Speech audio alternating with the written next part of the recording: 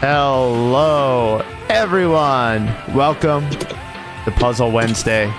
My name is Ratttz, and we're so excited to bring you Oh My God by Atlus.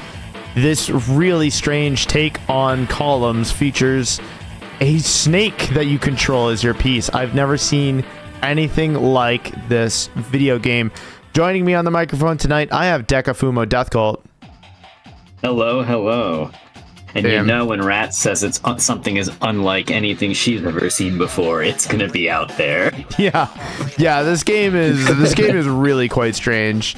It's not, if you're looking for the high-paced action of columns, this game really doesn't have it. This is really about planning like a really complicated board, dropping your snake, and then finding out that you had like an 8-chain like somewhere hidden in your stack. It's really kind of unique.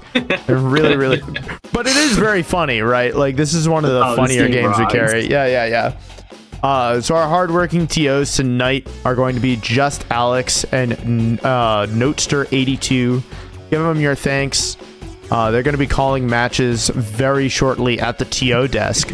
But in the meantime, we might as well talk about some of the concepts of this game.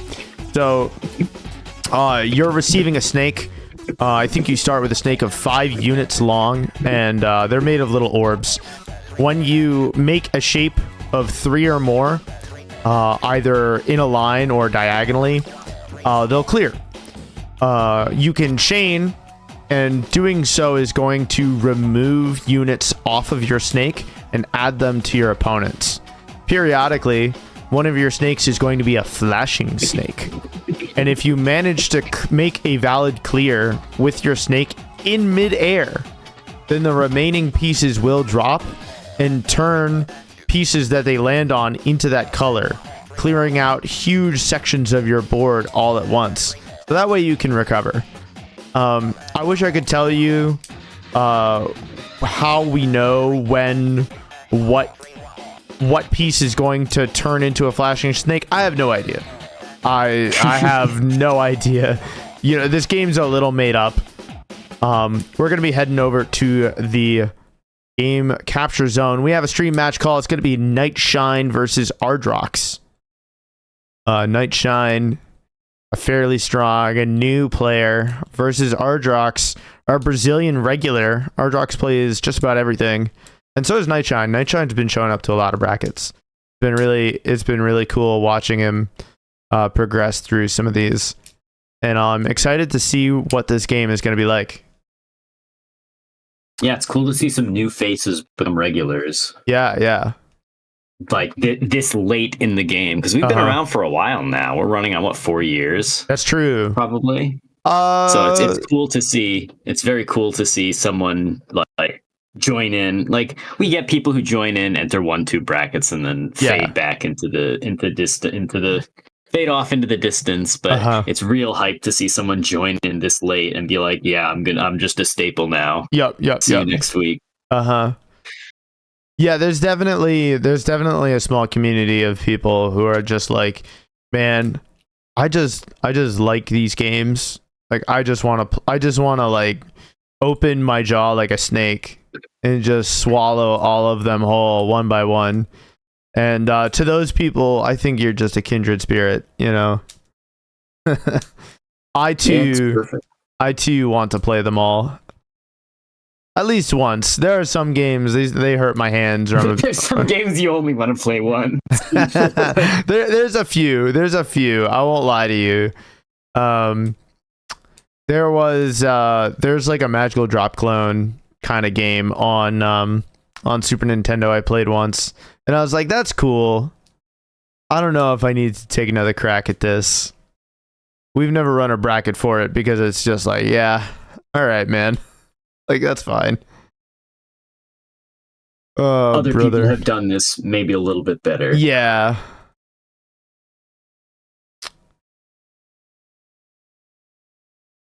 Alrighty.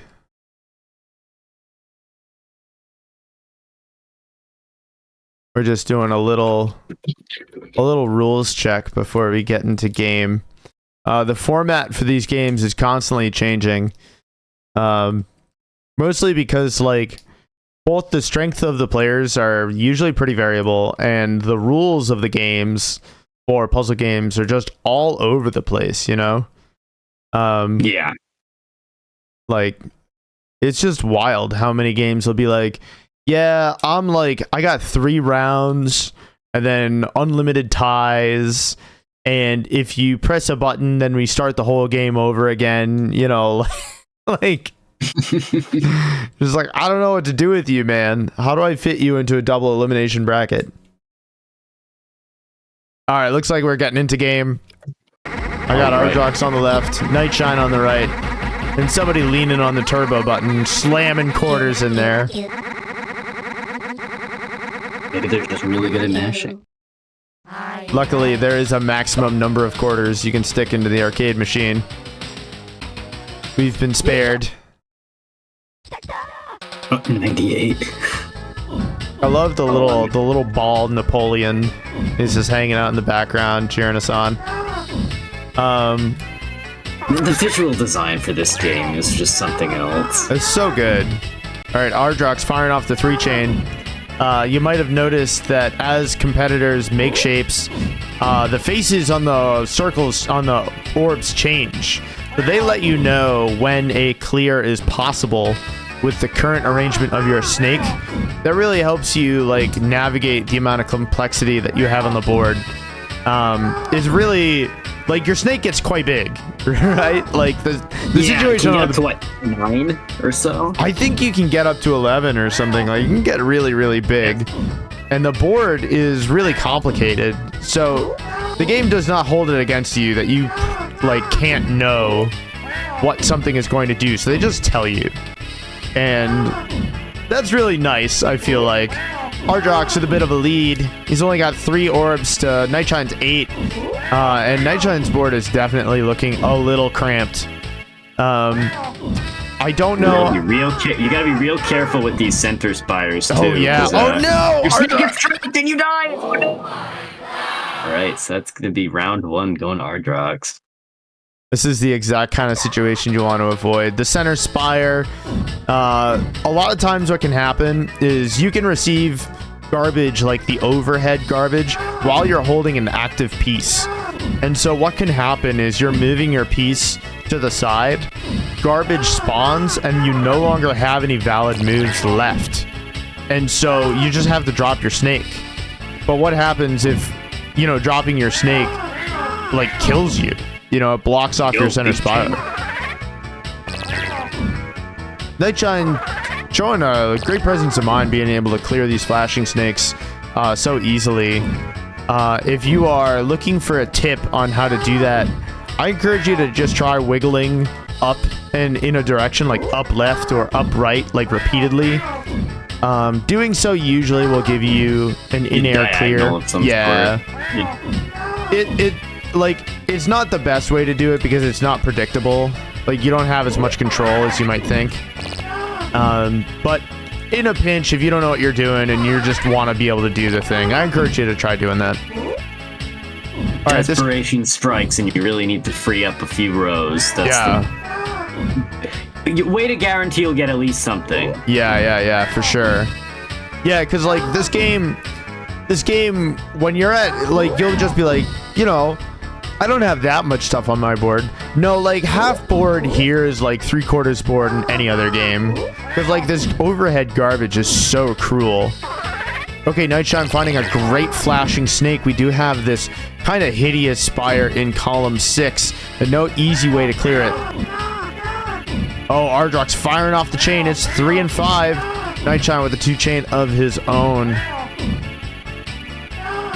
Alrighty. One of the big things to keep in mind if you're making the flashing clears, though, is half the problem is that your snake is also bigger. Yes. So, though the flashing air clears will clear up your board itself, the main problem of your board filling up rapidly with your oversized snake is not going to get any better until you start making some chains of your own.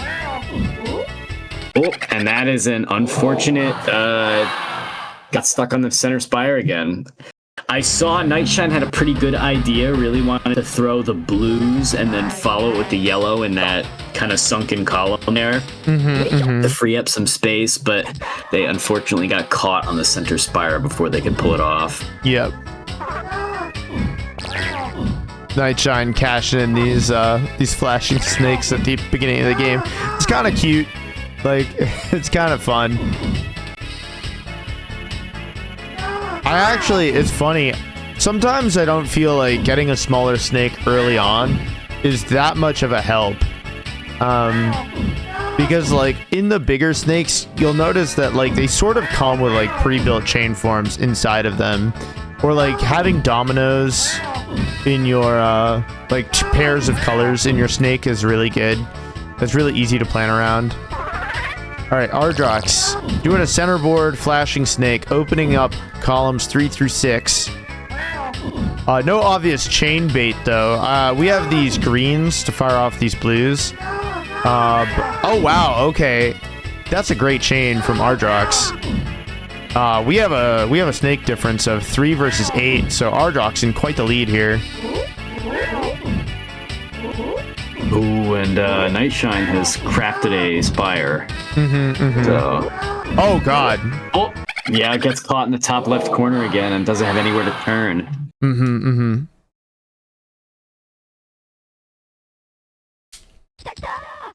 Alrighty.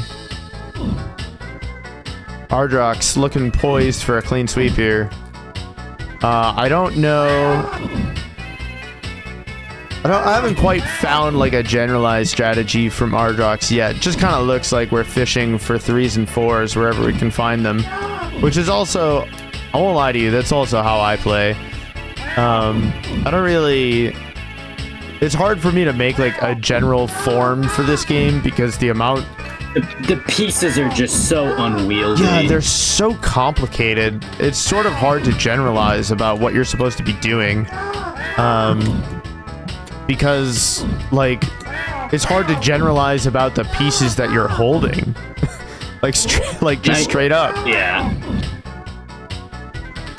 Alright, unfortunately... Oh my god, okay. Whew.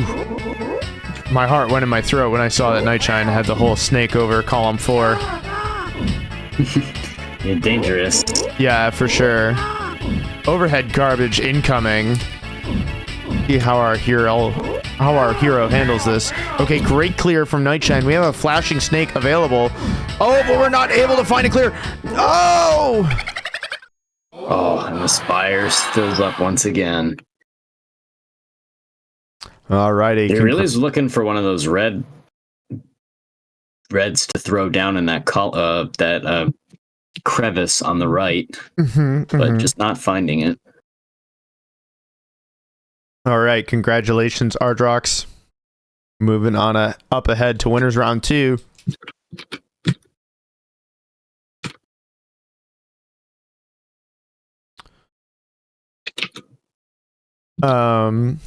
We have it's probably going to be me up next. I'm looking at this bracket. I got my eyeballs on it.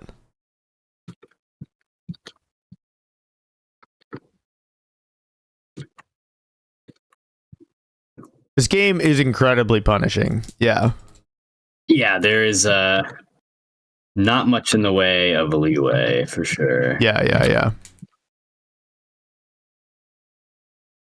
I think that like it's so funny because you'll be like, this game with the flashing snakes, the volatility, sometimes it feels like you can get away with a lot.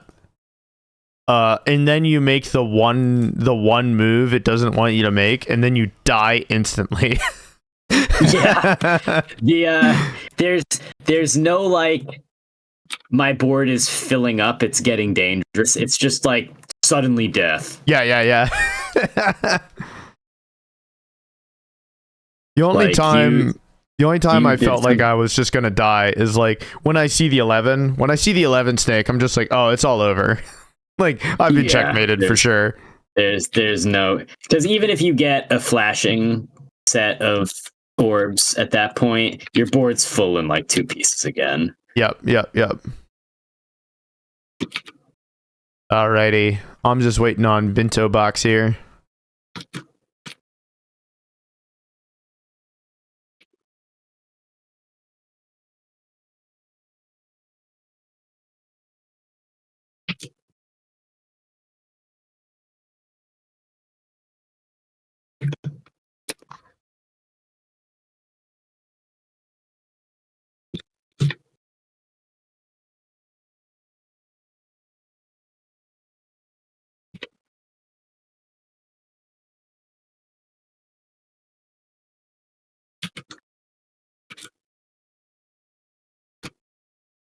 Okay, Binto's here. Gonna get into game. Well, I see Kirk and Note playing. Oh,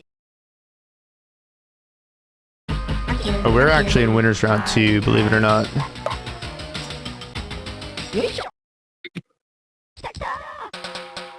Are you able to join us, Deka? Let's see. Oh, I'm on the left. Whoops.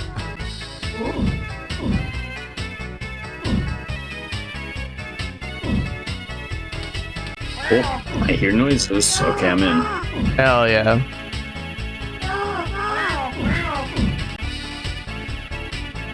I think I'll do this. Oh, no. So this overhead red is so rough. Light blue garbage pieces can only be cleared by matching them with their own corresponding color, if I recall correctly. Yes. Correct. Yeah, so the garbage in this game is truly evil. Definitely. Like, they gave you the flashing snake for a reason, right? Like, they know. Yeah. They know exactly what kind of game they made. So Ratttz putting together this nice combo is going to put Bintobox in the corner with this 7 snake here. I think it's, yeah, 7. Well, 7 plus the head, so 8 actually.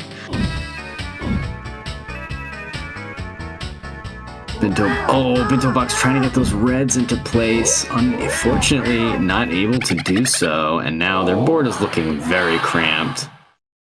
Yep, they get trapped on the right side of that spire and do not bring the rest of the snake over with them. So it's the first round going to Ratttz after some aggressive chaining.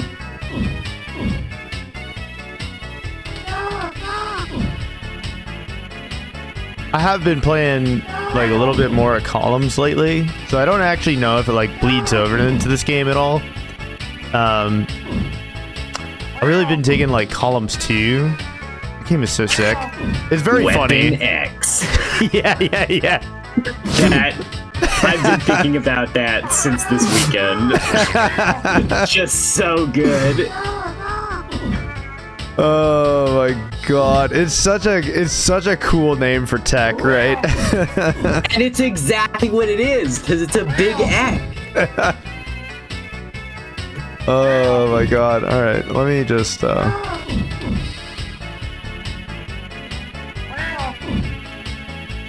I doing this correctly? I think so.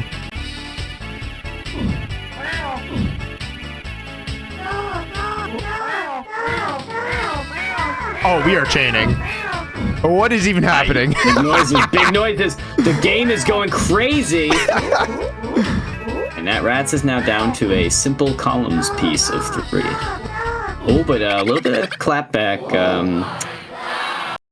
Oh, never mind. It's a full board on Bintobox's side, despite the chain.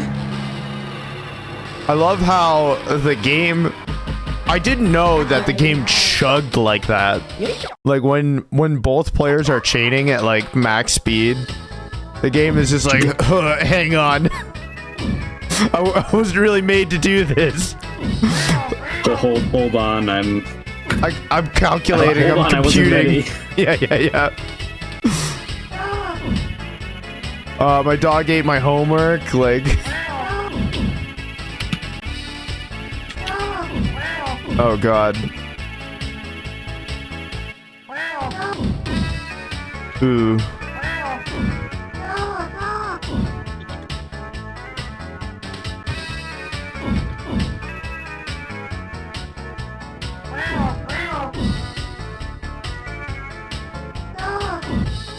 Oh dang, my board's actually trashed. I don't have like a. You're in a bit of a. Well, here we go. You have a chance to pick the. I do have this flashing snake to wash away all of my sins. Thank you, flashing snake. Which Metal Gear is flashing snake from? Yeah.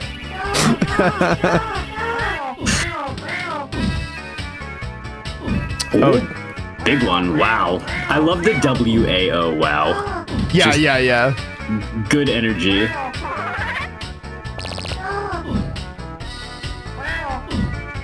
Okay, only gonna get one column with it, but that gives Ratttz access to maybe potential chain with the purples. Okay, the board has... Okay, here we go. This is really nice, though. The opposite of having a spire, having a nice well in the middle, gives lots of avenues to downstack. Ooh, Bintobox unfortunately missing a chance to get a... Oh, no. Bintobox is, yeah, very, very stuck. Missed a chance to put the flashing orbs into a board clear, but, and it cost them. The board, they just immediately, things went out of control after that. Yeah. Yeah, I feel like this game can be, like, uniquely punishing out of nowhere. You're just like, I'm trying to live my best life. I'm, like, vibing. The game's like, actually, your quarter is mine, idiot. You're just like, all right, chill. Just cool it, like, for 2 seconds. We got a big spire building again. Bintobox is in a little weird spot here. Yeah, but I don't have any overhead garbage.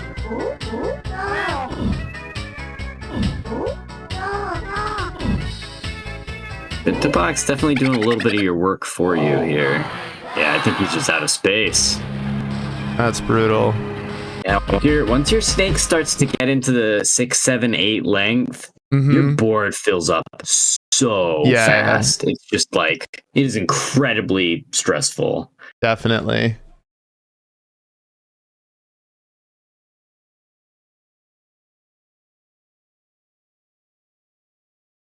Alrighty. Well, it looks like Note has won their game against Kirk Gamer, is advancing to winners semis. The TOT kill. Left on stream, I guess we're probably going to be running Glover v DigiDigi next, because our Raz and Ardrox are currently in game.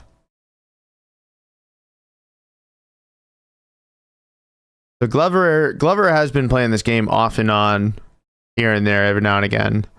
I think we played casually a little bit not too long ago.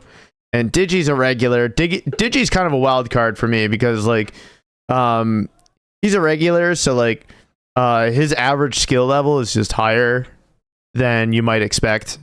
And then every now and again... He's been with us for a long time, too, so he's got a good puzzle baseline. Yeah, definitely.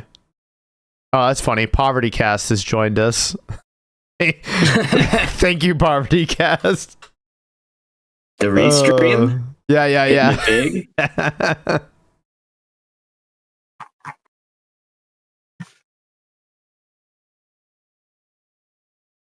Alrighty, we're in it. Get those eyeballs. I was playing a Neo Turf Masters match against somebody one time, and I saw the eyeball appear, and I went to look, and there were like 4 people in the lobby, and one of them was Poverty Cast. So I popped up Poverty Cast, and what do you know? I was on stream. Yeah. Always funny to see something like that happen. It's so funny too how, like, you'll bump into stuff like that. So, like, if you search my name on YouTube, every now and again you'll find like a Fightcade replay uploader, like, posting my VODs. Be like, Puzzle Bobble top plays, and I'm just like, what the hell are you doing? Oh, I mean, ooh, that don't look right. The Fightcade B's going turbo mode. I have a feeling somebody's Glover's buttons are not working. So we're gonna have to remake in just a second. In the meantime, you get to look at this beautiful art done by Kayat7. This background contains all of our favorite puzzle friends: Pac-Man, Ghosts, Dr. Mario Pills, Soldem, Candy. There's a columns piece and columns guy. Got the Send No baby brain. Got it all, you know. Yeah, the baby brain, the big brain emote in the Puzzle Wednesday Discord that's just split in half is so good. All right, we're back in it. We're back in already. Oh yeah. Yeah, I think he just needed to reconnect his controller or something. No big deal. One thing I've figured out in my time on Fightcade, if you just right-click the window, it can reconnect your controller. That's wild. Are you serious? Yeah. Yep. Oh my god, dude. Where have you been? Where have you been with that advice all my life? I figured this out just recently, but it's a really useful piece of tech. Oh my! It turns on and off the border. And then when it does that, it reconnects your controller most of the time. Dude, I've been exiting and remaking Fightcade this entire time. I had no idea that was a thing. Glover looks like he's in a pickle. Or DigiDigi looks like he's in a pickle. He does have a good chain, so he did shrink his snake all the way down to 3 and now 4. And Glover has the big snake, so chains are in order. Definitely. Glover doing a good job playing defense so far, but not really mounting much of an offense of their own. No, and this overhead garbage from Digi is like disgusting, right? Like he's got these little guys are not nice. Yeah, he's got a gray garbage in like 5 out of 7 columns. Like that's disgusting. Unfortunately, Digi not able to capitalize. Digi getting a little too aggressive the building. And so Glover's strategy of I'm just gonna wait you out kind of paying off. This game is so volatile that you kind of can sort of stall your way to a sort of victory. Yeah. I feel like when you get deeper into margin time, it's less about like planning really strong chains as it is to avoid making bad moves. Yeah, because the snakes are your worst enemy. Yeah, they're moving so fast. Margin time starts to kick in. Great 3 chain from Digi, getting a lead on the snake size, but Glover firing back with a 3 chain of his own. How many chains do you need to increase or shrink your snake? Is it at least 2? I want to say it's 3. I think you need a 3 chain to change your snake, and you only need it. I think you can send overhead garbage with as few as 1 chain link. I think that if you have a big enough simultaneous clear, you could probably just slam an overhead attack without doing much. But you will need to chain in order to protect your snake. Okay. Glover looks a little... the total lack of glowing snakes. Has put Glover's board in a pretty full state. Yeah. Wow, wait, there we go. New 3 chain. I can't emphasize enough for those of you playing at home. The snakes control very awkward. Yeah. So in it like they control like Snake, but in addition to they're also constantly falling. Yeah, there's like a piece gravity. Intuitive control scheme at all. So if you see a player like constantly rebuilding a snake formation or something, it's probably because they want to fight gravity to figure out a new shape, but like they don't want to make contact with the stack because they don't want their piece to lock. Yeah, it locks. Okay. Glover finding a 2-chain. Oh, maybe 2 chains do actually shrink your snake. Maybe it's any chain of any size. There's 2 links or more. Oh, great chain from Digi. Good boy from Digi. There you go. Yeah, immediately resetting the tempo of this match. Yeah, doubling the length of Glover's snake. It's so funny how, like, if you think about the snakes as like their own damage system, like a big chain inflicts way more damage than you would expect. Yeah. Like just because they place the piece on their own doesn't mean the snake isn't doing damage. Yeah. Alrighty. Glover okay, looking looks like pretty even healthy. Just big single clears can shrink the snake because really is definitely just lost a piece. This game is full of mystery to me. The rules, the vibe. It's just mysterious. It's just a unique freaking game. No. Glover unfortunately missing stack with the rainbow orbs, causing them just to turn blue and stay on the bottom. Yeah. I mean, not a bad move, honestly. Yep, it is in a pretty healthy spot at the moment.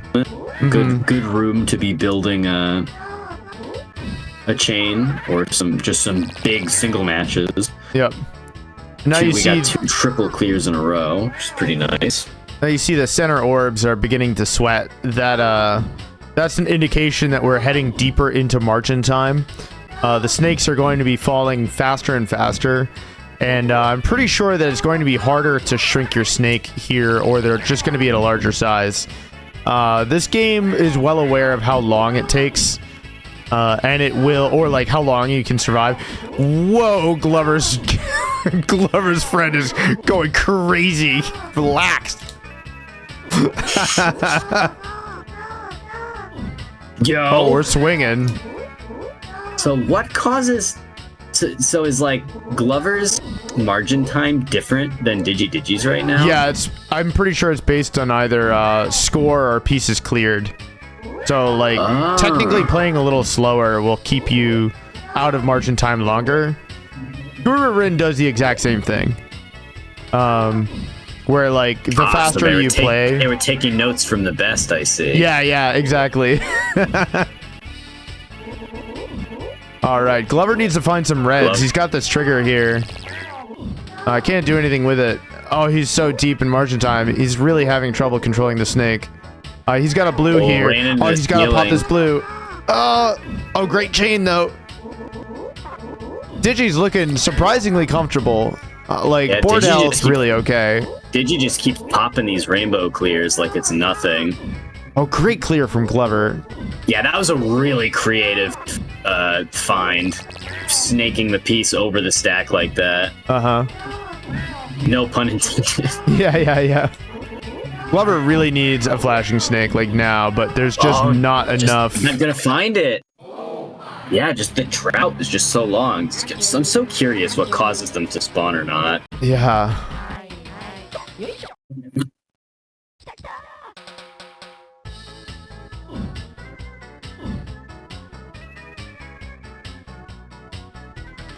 And now we get to just go to normal. Point out about flashing snakes. It's mathematically. It's like mathematically impossible for a flashing snake to show up if your snake length is less than 5. Yes, that is true. Yeah. Okay. So Glover being on 3 and 4 linked snakes there for so long meant that he was never getting flashing snakes because the snakes were just not long enough to have them. Yep. Yeah, because you need to have. They need to be long enough that you could make a valid flashing snake clear. Otherwise, it's just gonna come in and disappear. Yeah. Yeah, they thought of that. Yeah. That makes sense. Thank you for joining us, Raz. All right, Digi. Board health not looking that great, but we do have some things we could try. Ooh, good job from Glover hitting both fires. Oh, Digi. Okay. What's the plan here? Looking for the purples and reds. Ooh, a double-double. The board is just filling up so much faster than it empties. Mm-hmm. Ooh, and actually putting himself under 5 pieces, as we've just heard, might be more of a curse than a blessing. Yeah, definitely. And all of these grays on Digi's board, pretty rough. No obvious out from here. He's trying his best. Has almost made things worse by continuing to chain. Mm-hmm. I was gonna say, doing such a good job staying alive with so little space on the board, but that one piece of overhead garbage from Glover was the final nail in the coffin. Yeah.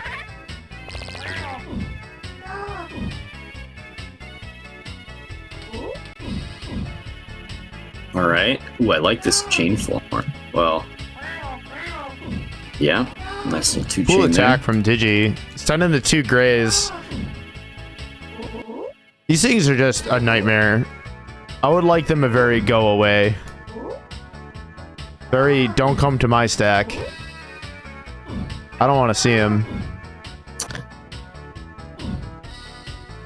I remember last time we ran a bracket for this, we were seeing some of the rounds go so deep into margin time and so much damage being sent back and forth that the damage orbs were clearing with themselves. Yeah. Hey, Dr. Butler, welcome to the stream. Thank you for the raid. Oh, welcome. Oh, Glover. Ooh. I wasn't looking, and in the blink of an eye, his board filled up. Yeah. Well, when you have like the 9-long snake, if you're not finding like a clear with every piece, your board is just rapidly filling. Yeah, I mean, nine pieces or 10 pieces, it's like basically you're taking 2 lines of garbage every time you place a piece. Yeah, it's like if you were playing Tetris and every single piece was 8 blocks instead of 4. Yo, all these greens. Big clear from Glover, but didn't send any overhead garbage. I sort of wonder if garbage doesn't send, or certain kinds of garbage clears don't send. It seems like power orb clears and garbage clears don't participate in attack. Yeah. I know you can take the shades off if you present a valid clear. But I don't know how the garbage is represented internally. Okay, yeah, Glover has really given me agita right now. Okay. Oh, the board state is just, there's no room. There's just no room. No. Well, congratulations, DigiDigi.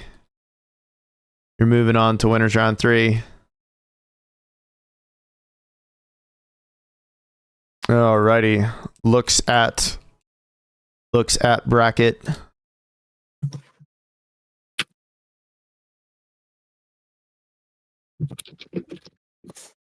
I have quite a ways to go. This game does not run as fast as I would. Sometimes I feel like it goes quite fast in friendlies, but in tournament I feel like people get really sweaty and it takes a long time. It takes a while. Yeah.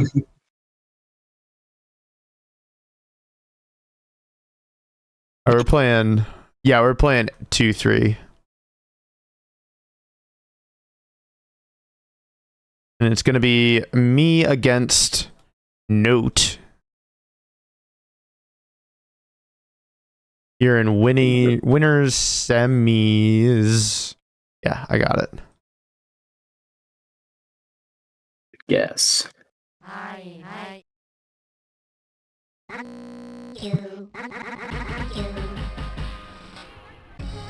Alrighty, I'm gonna wait on your eyeball here. Oh my god, good news for you. The eyeball is on its way. Hell yeah. Is that you or is that Poverty Cast?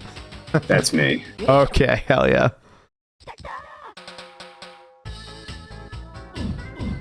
Yeah, I gotta ask, cause like yeah, sometimes it is Poverty Cast. Not impossible.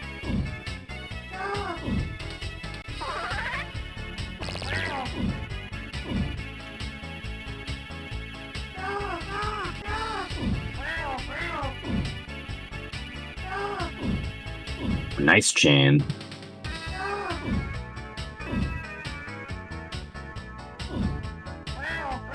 The icing on the cake for the chain form in this game is just that it's linear only. Yeah. Even if it's like, if this was like a Puyo style game, it would be much easier to manage your stack, I think. Yeah. Just grouping similar color, like chain forms would be a lot easier. It would be a lot simpler to just group similar colors. But the fact that you have to get the colors to line up properly really makes this game pretty difficult. But in like an enjoyable, fun way, I feel like. No, it's super interesting. It's just also not easy. Yeah. Okay. Big attack. A couple of nice 2 chains. Alright, and the damage just piling on Oatster's side of the board.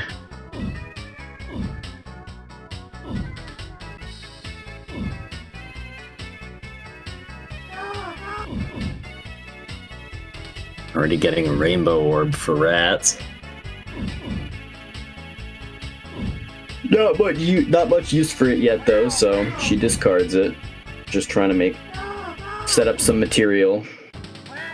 Ooh, I like this blue stacked onto the yellows for a meaty 2 chain.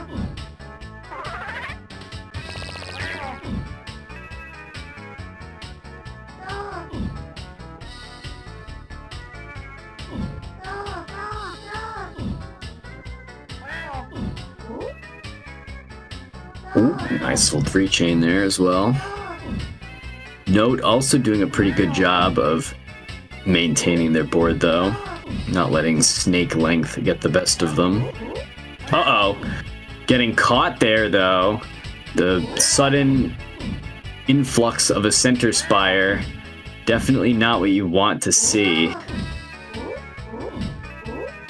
Okay. Oh, and Note really needs to get these rainbows to line up. Oh, but there's just not enough space. Ooh, this is really dangerous for Note. Wow, finds a huge 2 chain though. And another one. Okay, so the down stack is possible. Oh, only finds 1. Oh, but it's a huge chain. So Note with a very interesting. Oh, okay. Note finally finding a helpful formation there with the rainbow orbs.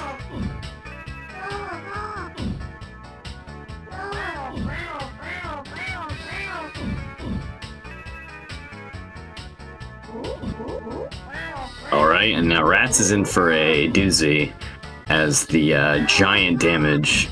Oh yeah, my freaking stake is just unbelievably nightmarish right now.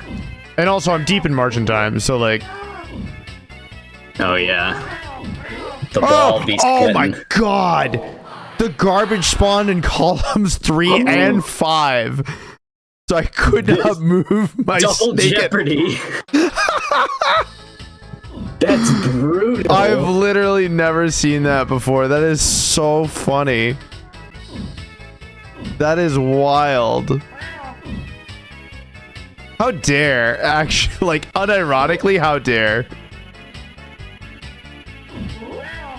Yeah, that's crazy work.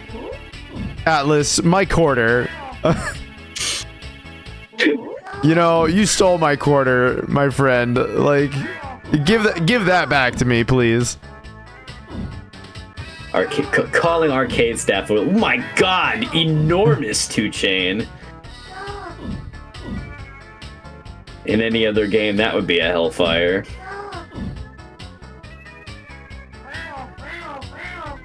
Do remember that the point of this game is you are playing a game for God's amusement, not for your own. So the justification for that damage placement is, so what if it was funny? Yeah. I mean, like, it is an Atlus game, right? Like, it has to be, like... a little silly. Like, demons, god, ending the world. I have to find a way to get this... No! Oh, my God. Oh, I'm so dead. There's no way. All right, he got me. They're all flashing, but it's still not enough. Just no escape. Oh my God.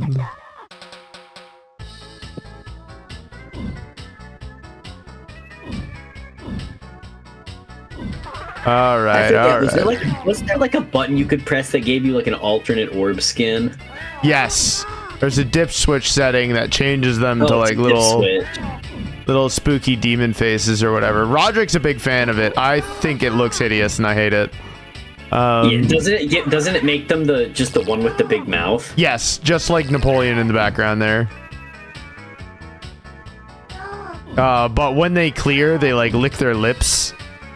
Yeah, I don't like it at all. Yeah. Yeah, it's got some real Audrey 2 energy that I just don't need that in my life right now. Uh-oh. Big chain coming in.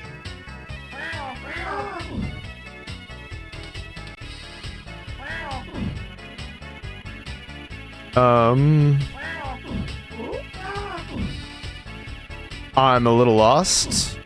I won't lie to you. Oh, wait, here we go. No, never mind. Losing the plot. I've really lost the plot. Like, I'm in trouble here.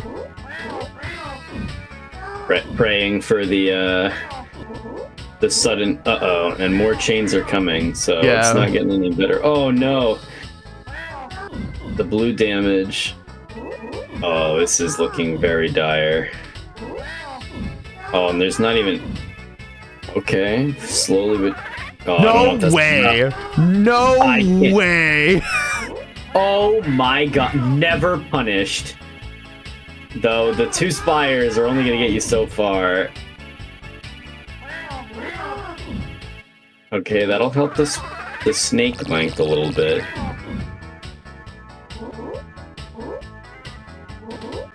Okay, that one's big. Getting 2 columns cleared out gives Ratttz a ton of extra space to work with. But the frog stack on the left over here is still a variable that could lead to destruction.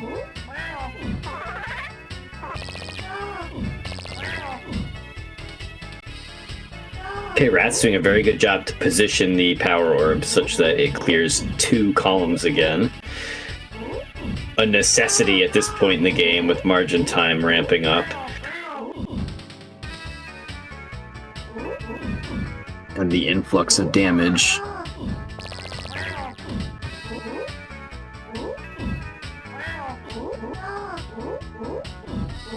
Alright, let's take a peek over at Notester's side of the board. And we will see that doing a little bit better than Ratttz, but not by much. Okay. Ratttz is going to top out, though. You were doing so good, I only looked away for a second. I know. Note is actually, like, a very difficult... Note's survivability in any game is, like, goated. They're actually, like, just really hard to kill. So, like, even though they might not necessarily represent, like, the most intense offense you've ever seen, you just can't kill them. You know what I mean? Like, yeah, that's a good skill to have. Not losing is a great avenue to victory. Yeah, especially in a game like this, where it's like, you don't have a whole lot of control over what your garbage is gonna do. So, like, living is probably more important than killing. Yeah, this is definitely a game of attrition. Like, 2 people playing this game, someone's gonna die eventually, even if there's no interaction. So it's a game where just solid board management is going to be heavily rewarded. In another game, like in Mag Drop, let's say, a game where somebody competent isn't going to die, like, ever on their own. Not necessarily a viable strategy. But here, where death is always just a moment away, it is very possible to... it is very rewarding to just stay alive.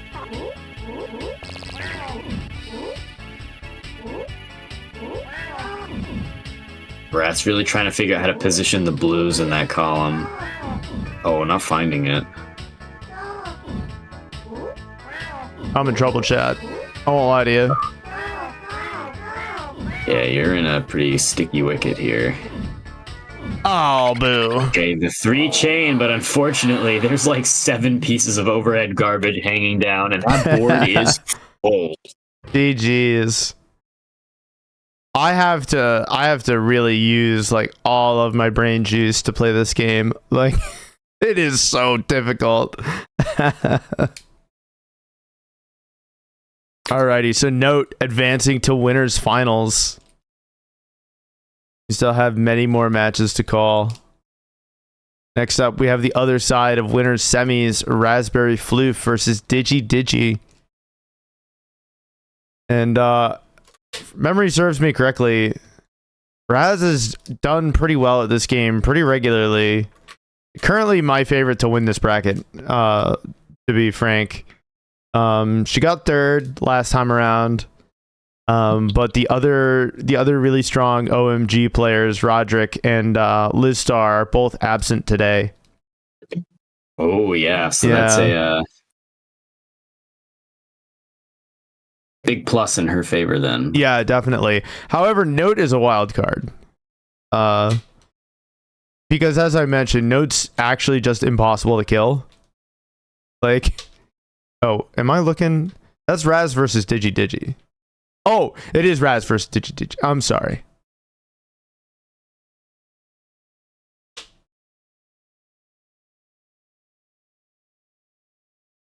Chat saying, this makes Aquarium look easy. Aquarium is definitely like a fake video game. Like somebody was in a laboratory, like with the vials, you know, where they were making the Powerpuff Girls or whatever. And they were just like, how do we make the most cursed puzzle game? And they came up with Aquarium.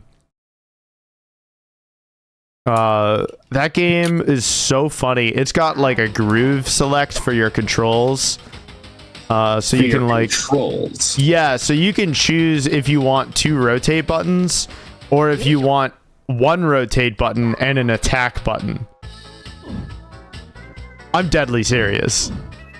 Interesting. Yeah, no, it's very funny. You do have to play it at some point. But it's like, what did you say this game was called again? It's called Aquarium. Aquarium. Is that also on Fightcade? It's also on Fightcade. I would not call it good, but it is funny. All right, DigiDigi with quite the stack here. We're already at mid-board. Okay, we have a trigger on these yellows in the center board. And then these purples will pop. But we trashed it finding another chain. We have this blue trigger now in column 3. We just have to find a way to stick it. Okay, we're dropping a purple in there instead. Oh, great chain from Digi. Sent it over the 4. But Raz firing back with an attack of her own. So many blues coming in. Coming in hot. Ooh, and Digi's kind of lost access to half their board at this point. I feel like if you get center board spires, you know, in columns 3 through 5, you're gonna die. Like, you cannot survive. Wow, Digi doing a fantastic job making all the use of the space they can, but there's just not enough room. 8 length snake is just way too much. Definitely. Too much.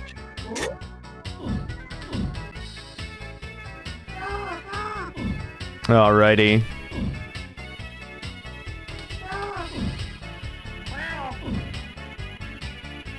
Okay, Digi playing a little more conservatively here. We're planning on 2 chains at bottom board. No big deal. There's no reason to commit to any of the high falutin stuff just yet. Little 2 chain, flash and snake, clean it up. Keeping center board low is generally a good play. Raz is cooking something. I don't know what it is though. Oh, we have this purple trigger in column 3 that we need to fire off. But we also have to find a way to actually get to it. Okay, it's been converted into a blue trigger.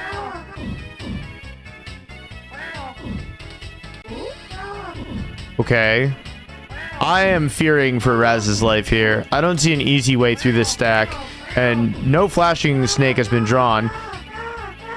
Great attack. Oh my god. Relax. Just take a chill pill. Now dealing with the 8 snake. Yeah. Okay, big chain or a big like multi-match. The snake is not decreasing in volume though. All right, Raz with all these grays at top board being super annoying. I don't know how she's gonna get through this without a flashing snake.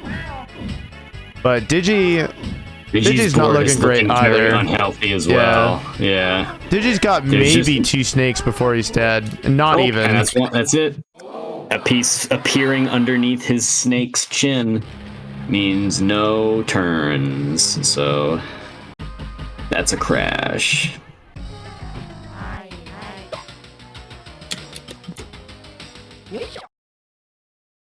Alrighty, we're back in it.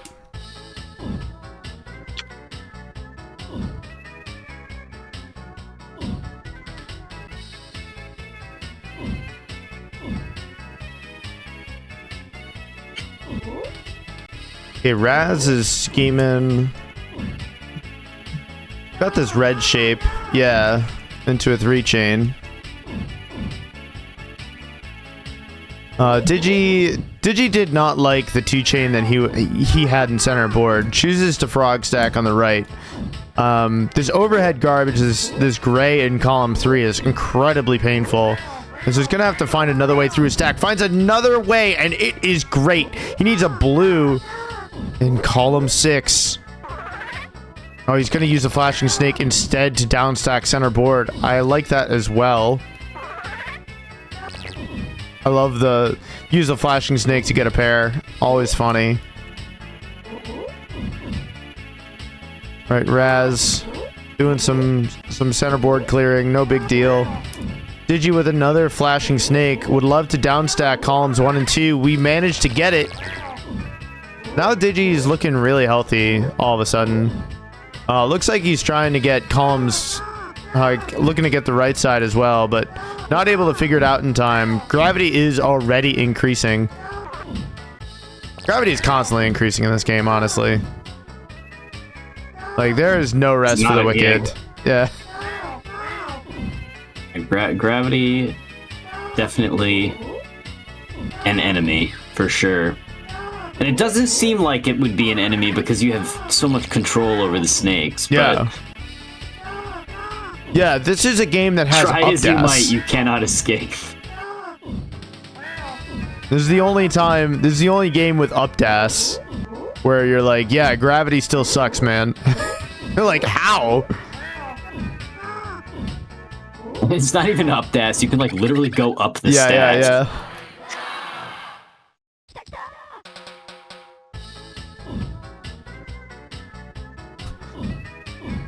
Nightcap saying it's like the Mahjong game from Frosty's. Pairs are good. I'm just like, yes. Oh my god, pairs very good. Pairs are good. You should make them wherever you can. I usually, if you're wondering like how I visualize making a chain in this game, I usually try to make like diag or cardinal pairs, and then I can think about how I'm gonna connect those pairs to another piece. That usually gets me pretty far, though. Honestly, this game is so complicated that sometimes I'm like really straining. I'm just like, I think this will work. Oh, great clear from Raz. Huge 2-chain. That cleared something like, I don't know, 12 pieces. All right, she's gotten a big L forming off this blue trigger. Big L. She has a slight lead on the snake, which has evaporated after Digi finds a 2-chain. Raz also opting to spend a flashing snake. Both players downstacking a little bit. All right, Raz is heading a little bit into margin time before DigiDigi, but otherwise I'd say they're pretty even. So Raz seems a little more confident in building these chains, and her downstacking, she definitely gets a lot more juice whenever she downstacks, you know what I mean? Like, yeah, just a little bit further, a little bit more advantage. Because, like, even though Raz fires off a lot of 2-chains, they're usually like a 2-chain as a big combo. And so it clears up like a lot of her board. It's a big match 2-chain, yeah. So it clears up a lot of the board, and it does a surprisingly large amount of snake damage. Yeah, definitely. All right, we're really in it.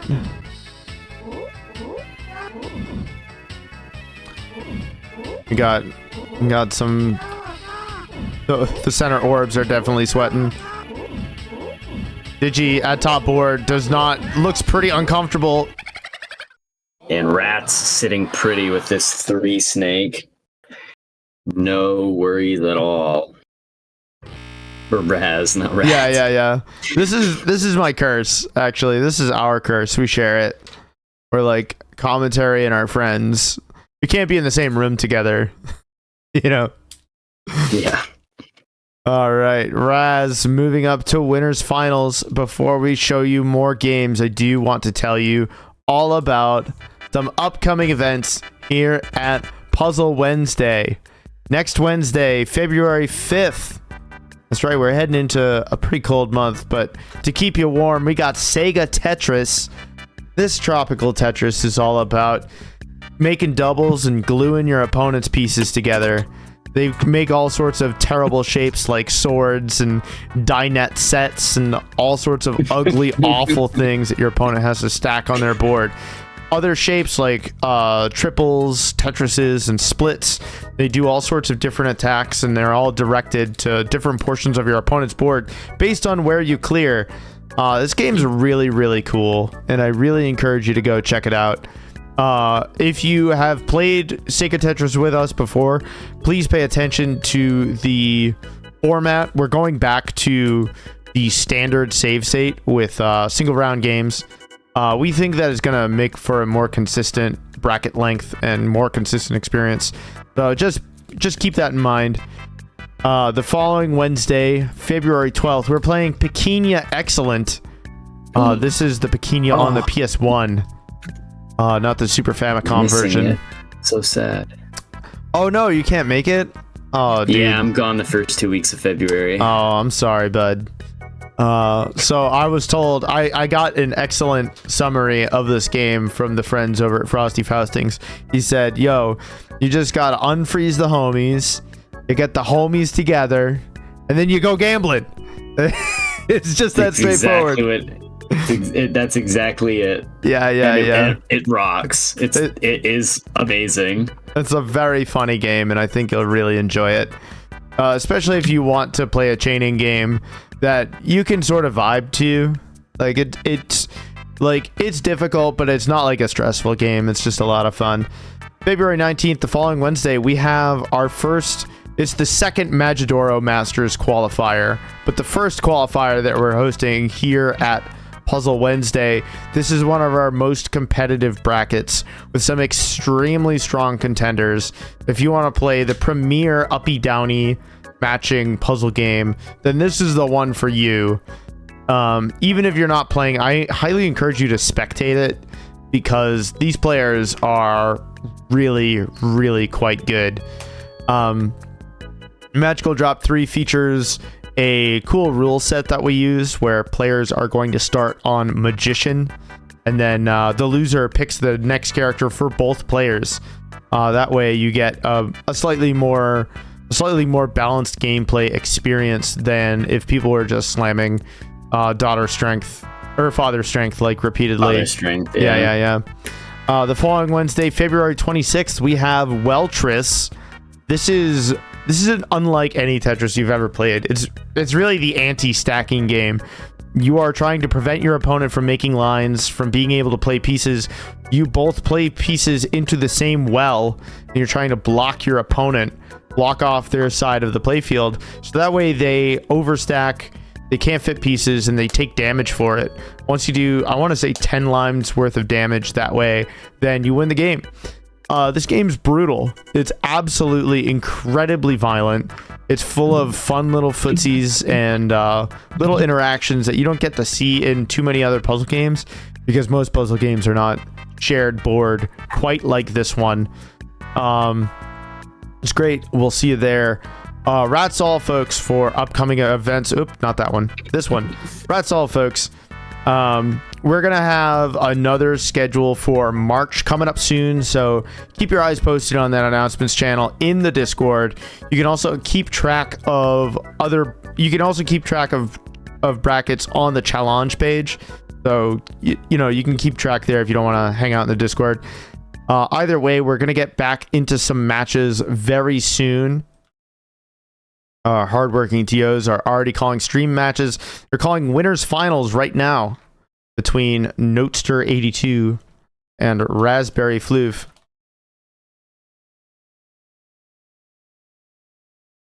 This will be a good one. Oh yeah.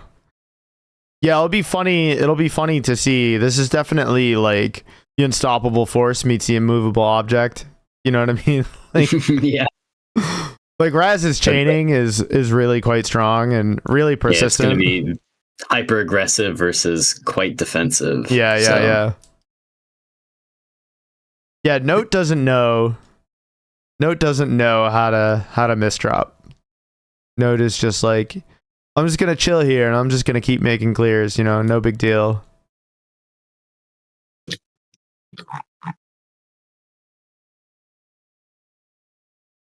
Notester taking a brief break. Has to answer a call or something. We can just vibe for just a second. Grab a sip of water.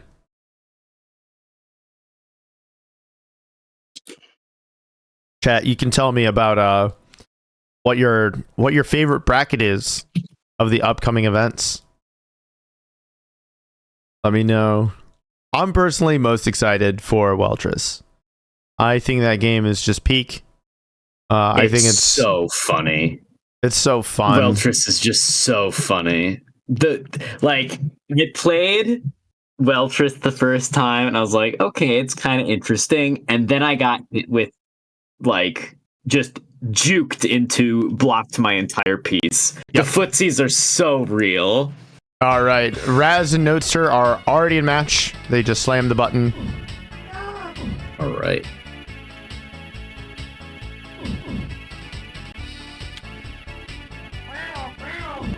All right. Note with a little bit of early game offense. Raz not quite able to fire off the green trigger on pondering stacking over it, which is a bold play for sure. And then we're going to flashing snake it away, but we're left with a spire in column 4, which looks a little painful to me. Gonna find a way to downstack it eventually. Note has a cool chain brewing in column 4. Yep, fires off the trigger, sends over the 3 chain. Now developing a slight lead, but Raz immediately firing back, and now we're just even. We're just straight even. Note does have slightly worse board health, but you know, what are you gonna do? Ooh. Gotta sneak one of those purples into that well there. Mm-hmm. Okay, here we go. We got potential with this power orb. Looking for an interesting solve on it. Just need to get... Oh, there we go. There's the big horizontal line. Hell yeah. Oh, and the ceiling garbage actually falling on the piece of the correct color. So, oh, here we go. Note completely clearing out the board now. Yeah, they but now just have to contend with the snake being enormous. Yeah, so. being 7 pieces is pretty rough. We do have a chain, so we can drop at least one of these orbs. But Raz is continuing to apply pressure here. Okay, Raz setting up for a chain with a blue trigger here. It's a pretty good one, but she actually has to draw the blue. Okay, she just barely finds it. Great chain, 4 chain. But our board health, we sacrificed a lot to make that chain, I feel like. That's sort of the double-edged sword of offense. Sitting quite pretty. Yeah. Note very comfortable. Somehow managed to eliminate almost the entirety of the snake with the power orb clear. Mm-hmm. Yeah, this is what I was talking about, where it was like it's often better to live than it is to kill. Like, because once you get behind, it's so hard to come back, and you may have to be a little bit behind for a little bit. Oh no! Yeah. Raz, unfortunately, going for the purple match in the well leaves a piece in column 4.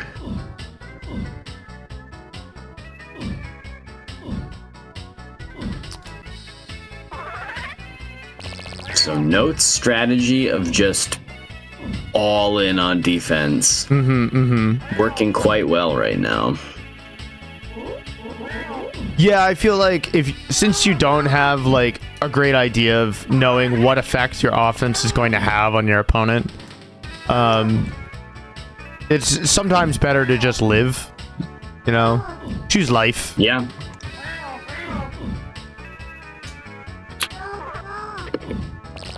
Raz applying some 2-chain pressure, but Note clearing away half of his board. The flashing snake. Great 2-chain. Very efficient too.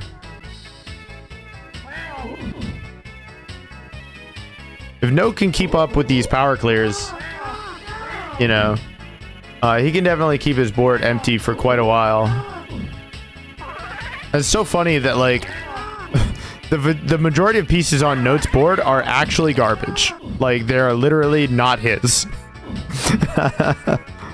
Because he clears his own pieces so efficiently that his own pieces don't really linger, you know?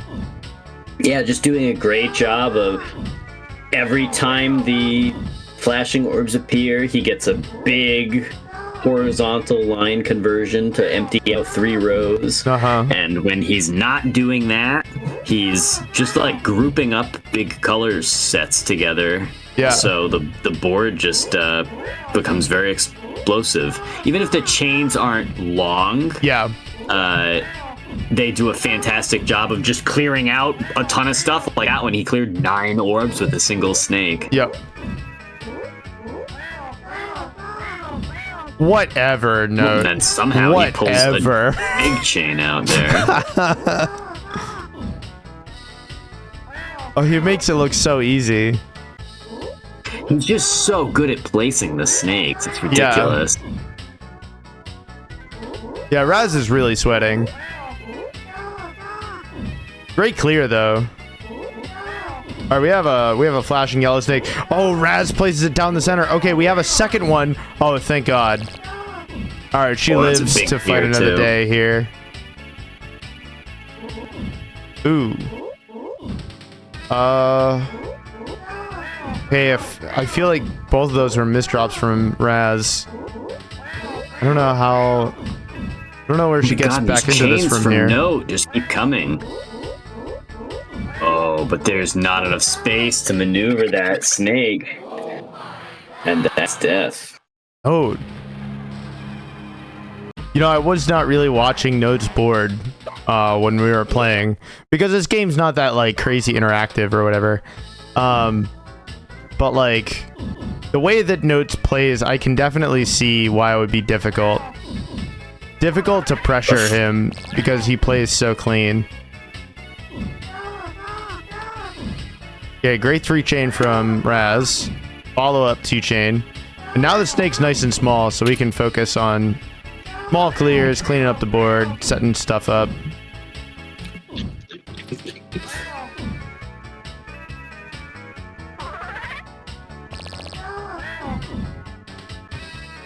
Okay. Chain. Right, Raz just cranking out these 2 chains here. Mm-hmm. So tagging in 3.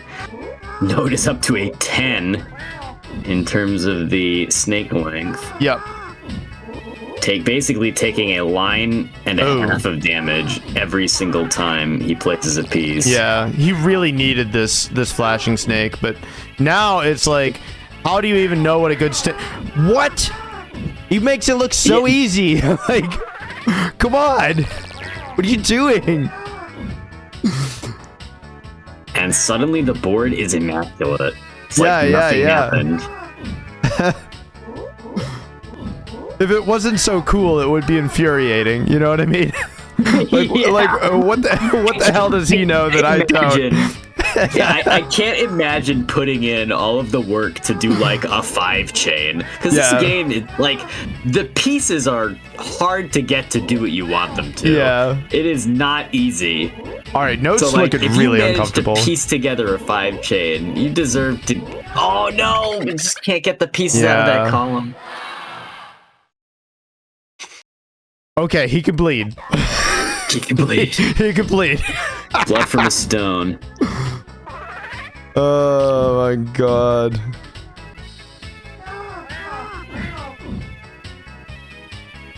Good grief.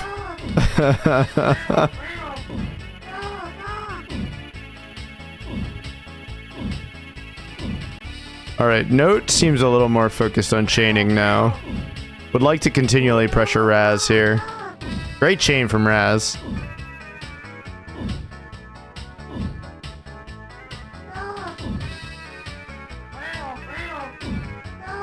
Okay. More pressure from Raz. Thinking about... Would have loved to clear out column 1 and 2, especially with these gray pieces on top. But wasn't able to find the clear there, and clears out column 3. Kind of rough. Meanwhile, Note sitting pretty, but column 1 is also kind of tall.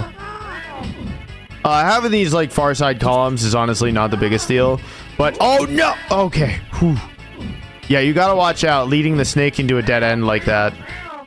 It can absolutely ruin your day.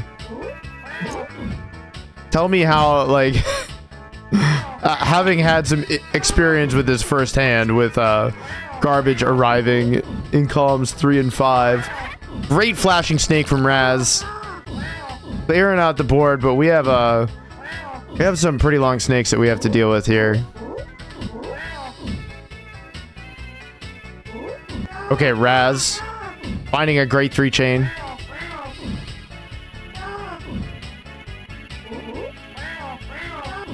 Okay. Note with the flashing snake. We're clearing out 3 columns, but we're left with this really awkward spire in column 6. Oh, funny audio bug from both players landing flashing snakes at the same time. We're a little bit deeper into margin time.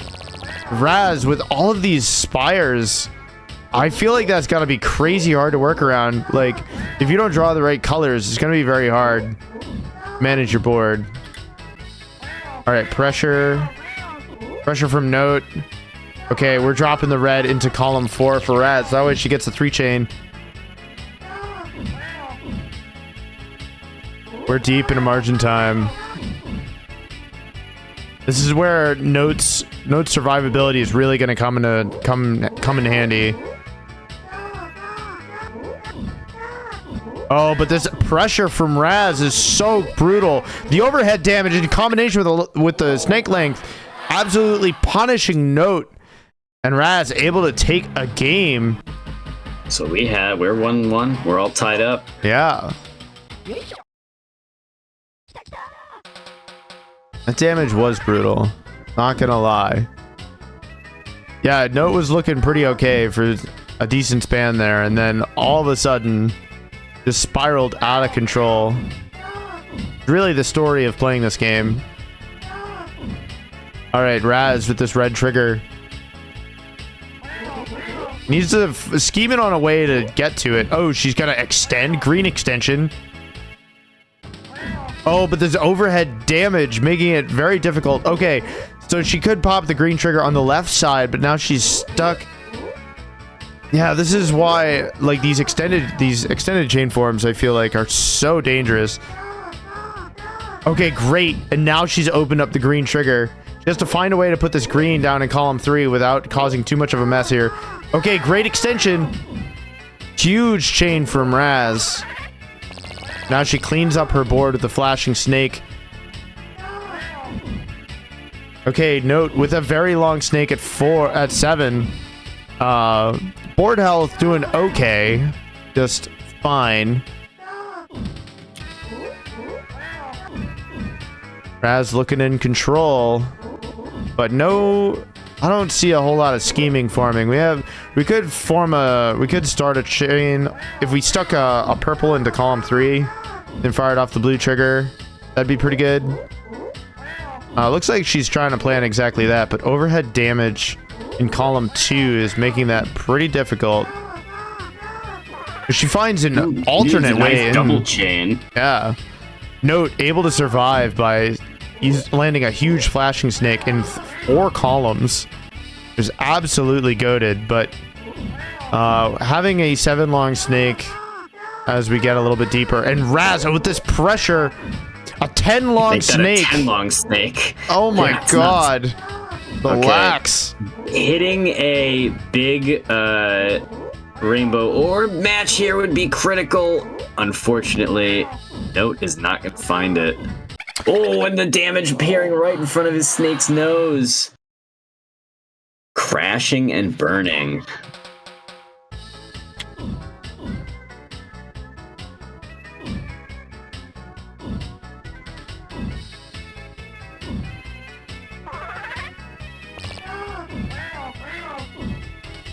Great power clear from Note.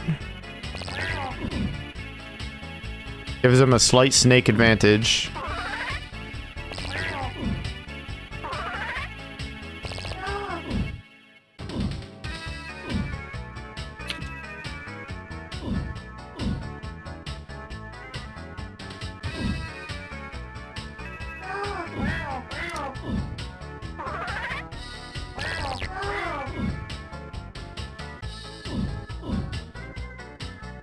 Alrighty. Oh, look at how empty Note's board is.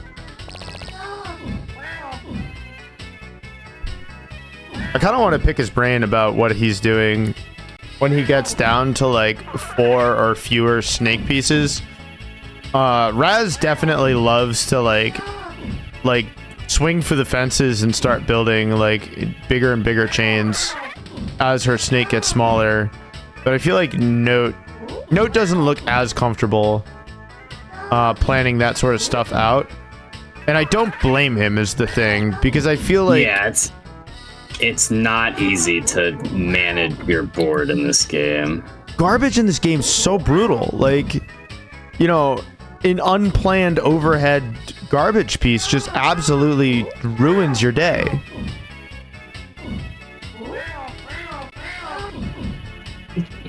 Okay. Note with the 7 long snake, but these huge combo clears really putting in the work.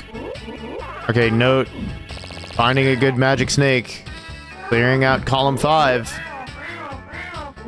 Cool 3 chain. Raz with an 8 long snake and overhead garbage on the way. The boys in the middle are getting excited. They sure are.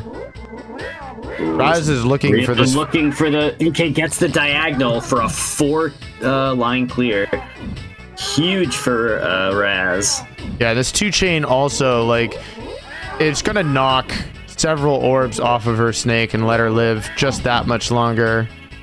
And she really needs it, so that way she can, like, maintain her board health. Ooh, those reds, unfortunately, no access. Yeah, door stuck. Stuck. Ooh, it unfortunately leaves the tail too long in column 3. Not that there was much space left to place another piece anyway.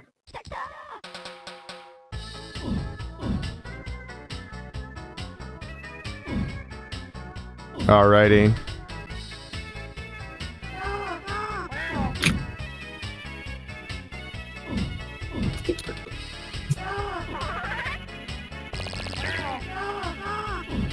Raz firing off like repeated 2 chains. I don't really see like an overarching strategy for this board just yet. Same story with Note's board. We're just sort of poking each other a few times here. I do feel like the stamina is really important in this game. You know, just like mental stamina. Yeah, dude, like the amount of focus that you have to maintain for so long, I feel.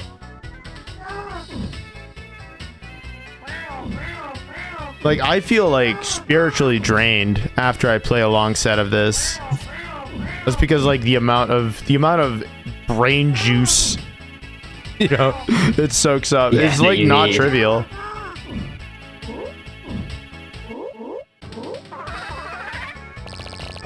Okay. Raz, emptying out the center of her board with a flashing snake. Chain harassing our opponent. Now, Note with the 8 long snake has to find a way out of this. Oh, great centerboard clear for Note. But without any chains, we're not finding a way to get our snake back down to a reasonable size here. Note's still stuck at 9. The board slowly growing and no flashing snake on the way. Oh my god, I really worried. I was so worried. Okay, Note with these spires. There's no place to put the snake. The snake is just too big to...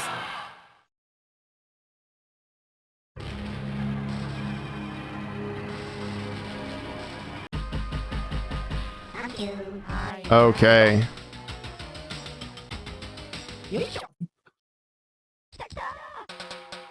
It's 2-1.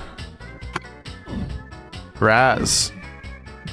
Looking like she may be poised to take this game. Oh, we're cashing in the flashing snake, but throws away our 3 chain. I'm sort of surprised by that. Maybe we are focused on living. What if living was good, chat? What if living was more important than chaining? Firing off the 3 chain. There are some people who would probably f you just for thinking that. Listen, not everything has to be big, Deka. Except for the snake.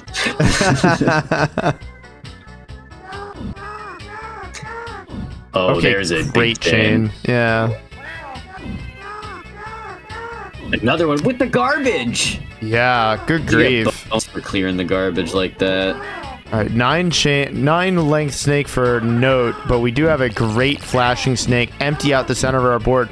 Let's try and do it again. Oh yeah. Now everything except for columns 1 and 7 are empty. We can start scheming. I don't know if these combos are really going to help us all that much. As Raz continues her pressure. Okay, great clear from Note. But Raz honestly seems like she's getting back into the groove of things. Like, her pressure is on point in this game. Note's now at 10. Disgusting. Still what are we even supposed to do? Alive, we can't even... At this point, not for long. Oh, looking for the end. Trying to find it. Can't. The flashing piece just avoiding him. Does not have enough space. Yeah, I feel like Raz has definitely woken up here. Looking great. Looking strong.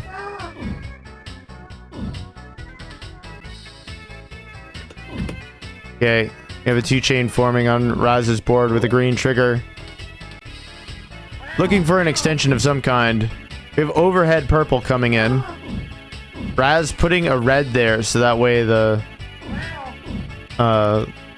reds will clear, or the purples will clear. Great 4 chain from Raz. Bend over the damage.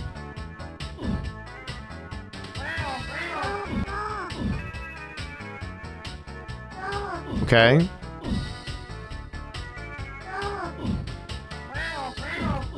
Two chain from Note. Oh, interesting. Some of Note's choices look a little confused, but again, like, exhaustion is a factor in this game, I feel. 3-chain going over. Your brain is working in overdrive trying to get these snakes to do the magic that Note is doing with them. Yeah, definitely. Oh, all these grays on Raz's board, honestly, kind of a nightmare. She's making it work. Yeah, they're all spread out, so they're just kind of like landmines, like wood blocks in a puzzle bubble. Yeah, exactly. Sitting there, being annoying.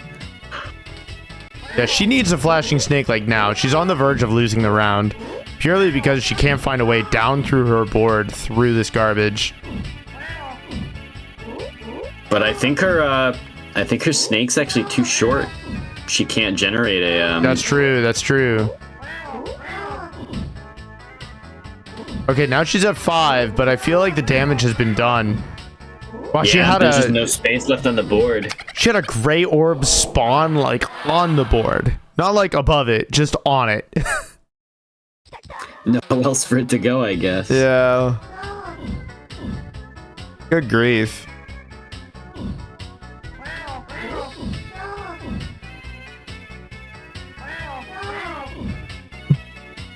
A Note with a fast 2-chain pressure, bumping Raz all the way up to 7 orbs on the snake.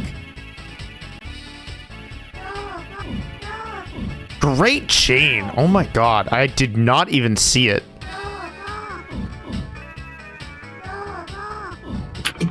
Now Raz is applying the pressure here. Okay. Raz using the purple garbage as an extension, but she's not drawing any purple. She has drawn 0 purple since she found that extension. Okay. Yeah, she's just bailed on it. Send over the 3-chain. Hit my opponent. 3-chain into 3-chain into 3-chain. Pressure is adding up here. Really is. Now with the snakes at 4 and 8. Note's board health is honestly not the best, but he does have options to downstack. He would love a domino of purples in column 3 here. Oh, but he's not able to put it in. Okay. Now what?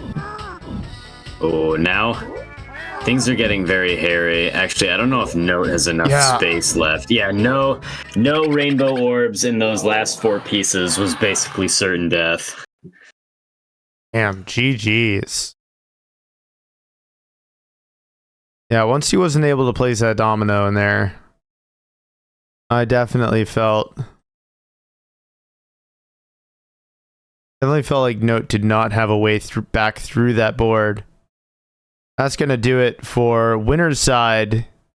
Now we just have a linear bracket through losers. It's gonna be me versus Ardrox up next. I gotta do the thing that annoys all my TOs, which is react to their match call. Even though I'm streaming. You gotta. It's for the culture. You understand. I do. You also choose for your opponent what the emote's gonna be. You know? When they check in for their match. Unless they just decide to use their own emote. We are no longer in winners finals. This is Rattsy losers. Alright, me and Ardrox are in match. Yeah, Note, how you feeling? You sweating or what? Your brain is pretty fried? Yeah, I feel you.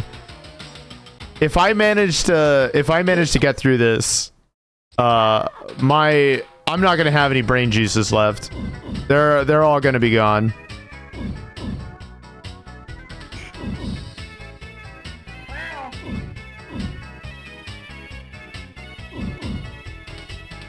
Bikeade taking its time, but I am loading in.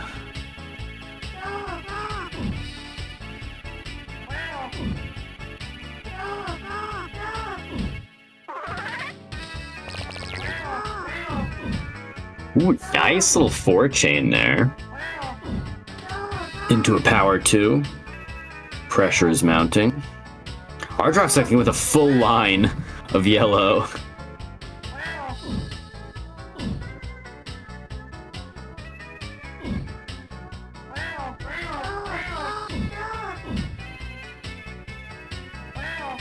Yeah, I'll go. So just do this.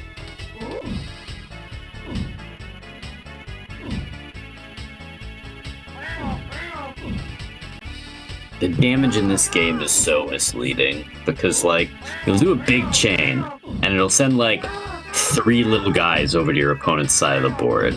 You're like, wow, all that effort, and it was just for 3 little guys. And then you realize they're placing a line of garbage on their own every time they place a piece. You're like, you know, maybe 3 lines of garbage or 3 little guys isn't that bad, especially when they spawn directly in front of the nose of your opponent's snake. Yeah, and then kills them immediately. Crash and burn.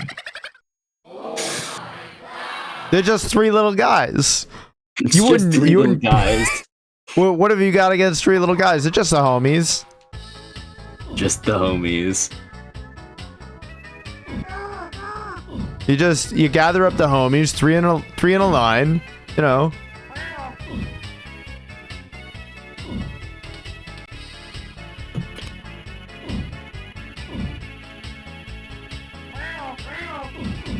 Oh, whoops. My bad.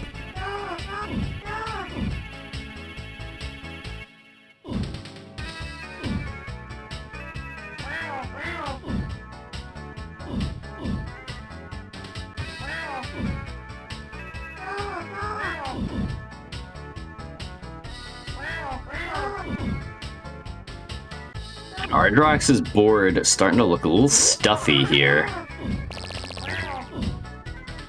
If he can find a night, okay, does find a very big clear with the flashing orbs.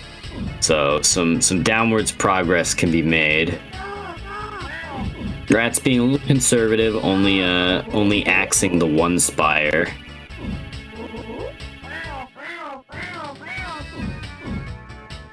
Oh yeah, Ardrox's board is not I was gonna say not in an enviable position right now, but then immediately slams out that banger 4-chain to send quite a lot of garbage.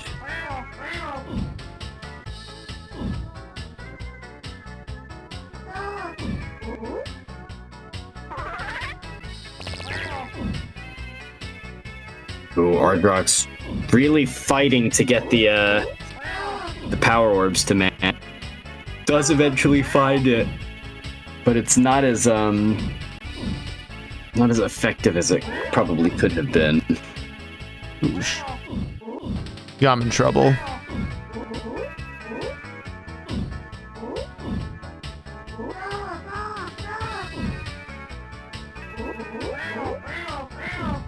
Oh, damn.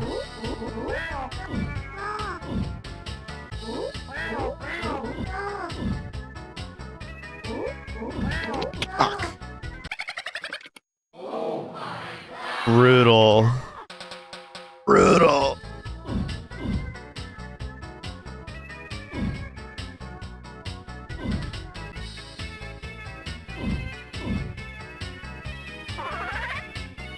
Alright, so we are tied up right now. 1 round to 1 round. Ratttz looking for a way to hit these reds. Unfortunately, the snake not quite cooperating. Just gonna chain into them instead. So having a hard time kind of putting the yellows where they want them as well. Ooh. Gets it. Nice little 3-chain.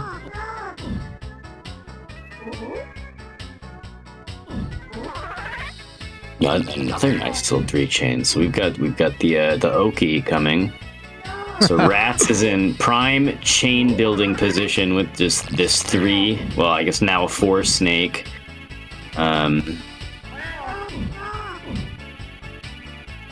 Well, oscillating back and forth between 3 and 4 because it can't seem to decide.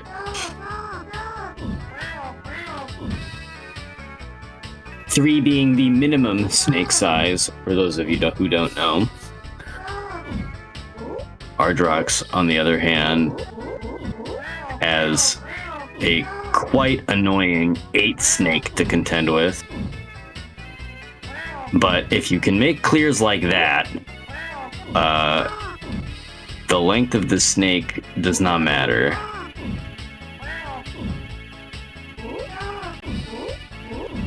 This is definitely one of those games where when you pull something off, I imagine you can feel your brain expanding.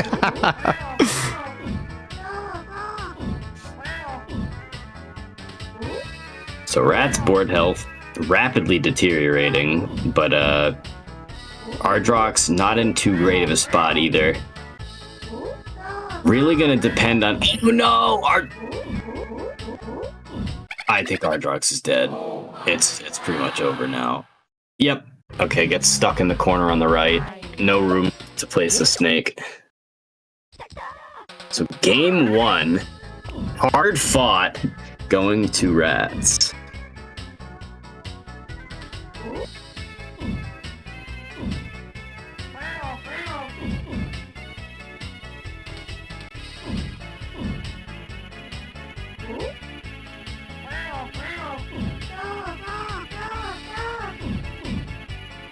I'm swinging for the fences. Is that 4? Yeah. The fact that there's no chain counter is very makes funny. It hard to keep track of who's doing what on which side of the screen.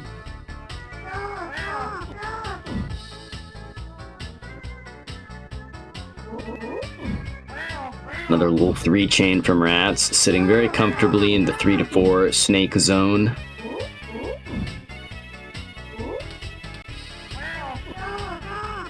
Meanwhile, Ardrox, with the longest snake available at 10. Okay, desperately needs to finds a way to get 3 columns out of that piece, but if they don't act soon, their board is going to fill up quite rapidly once again. Okay, 3 chain doing a lot to mitigate the incoming damage, but this growing center spire is going to be problematic. Oh no! Gets caught on the left column, and the snake peeks over the top. 1 or 2 too many pieces there in column 4.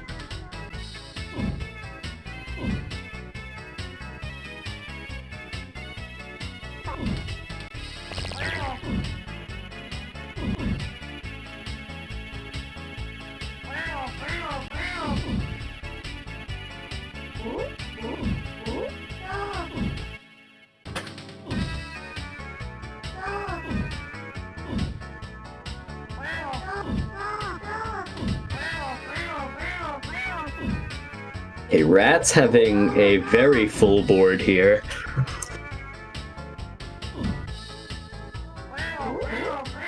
The chain opportunities are ripe with all of the greens focused around the center board. Oh, actually, they didn't really collapse the way I thought they would. I was hoping for something a little more explosive there, and I'm sure Ratttz was too. Oh no! Clipping the bottom of the stack, and then the 2 homies popping up and saying, "What about me, man? No passage. Door stuck. Door stuck."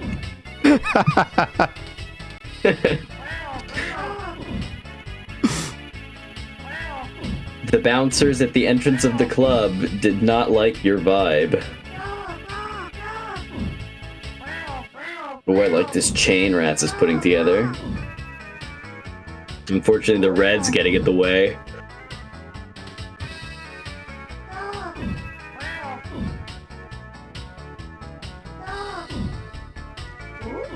Oh man, and that piece of garbage just flopping right there in that column 3. Just interrupting everything. And it's just gonna stay there until Ratttz can find a rainbow.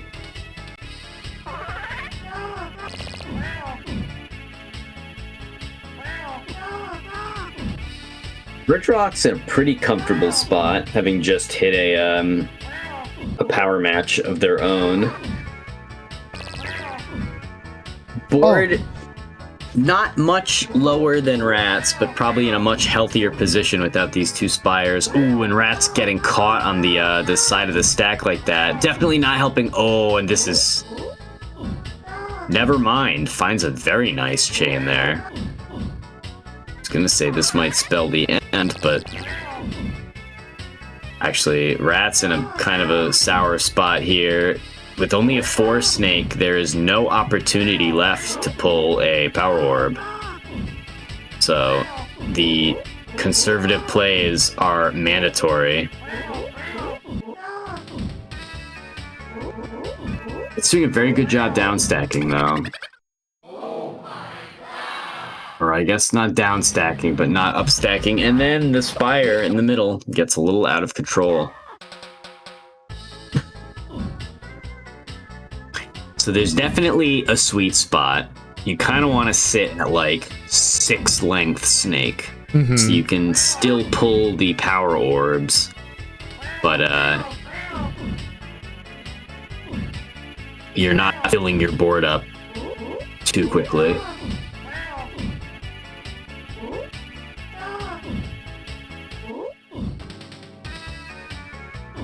Oh, I'm a little lost here. My brain juices, they're all empty, dude. Running out of steam. I say that and then I just immediately slam. Oh, okay, it was pretty nice.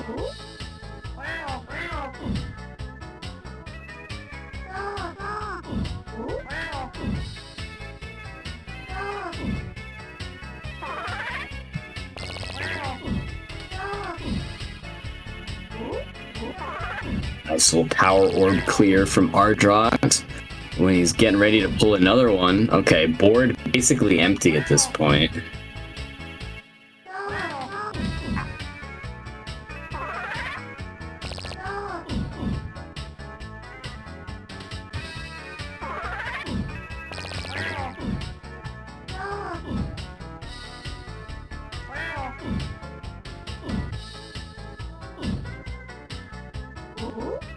Yeah, Ardrox just very clean board state.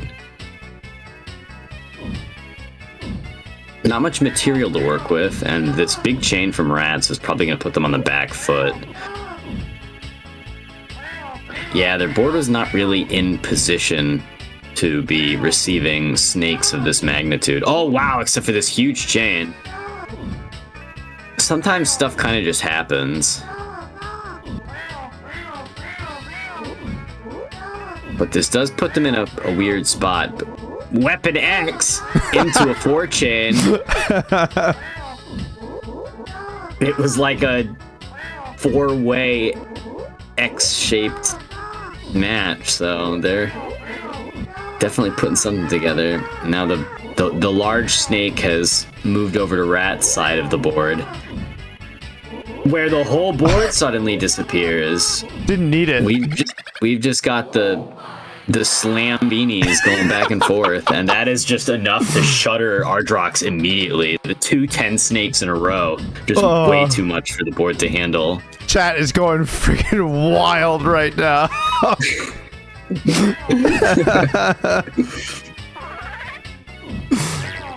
Oh god.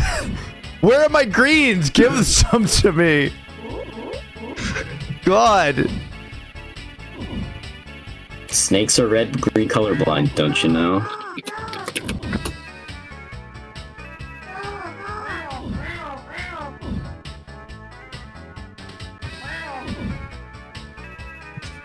Yeah, this game must be hell if you're colorblind, like unironically.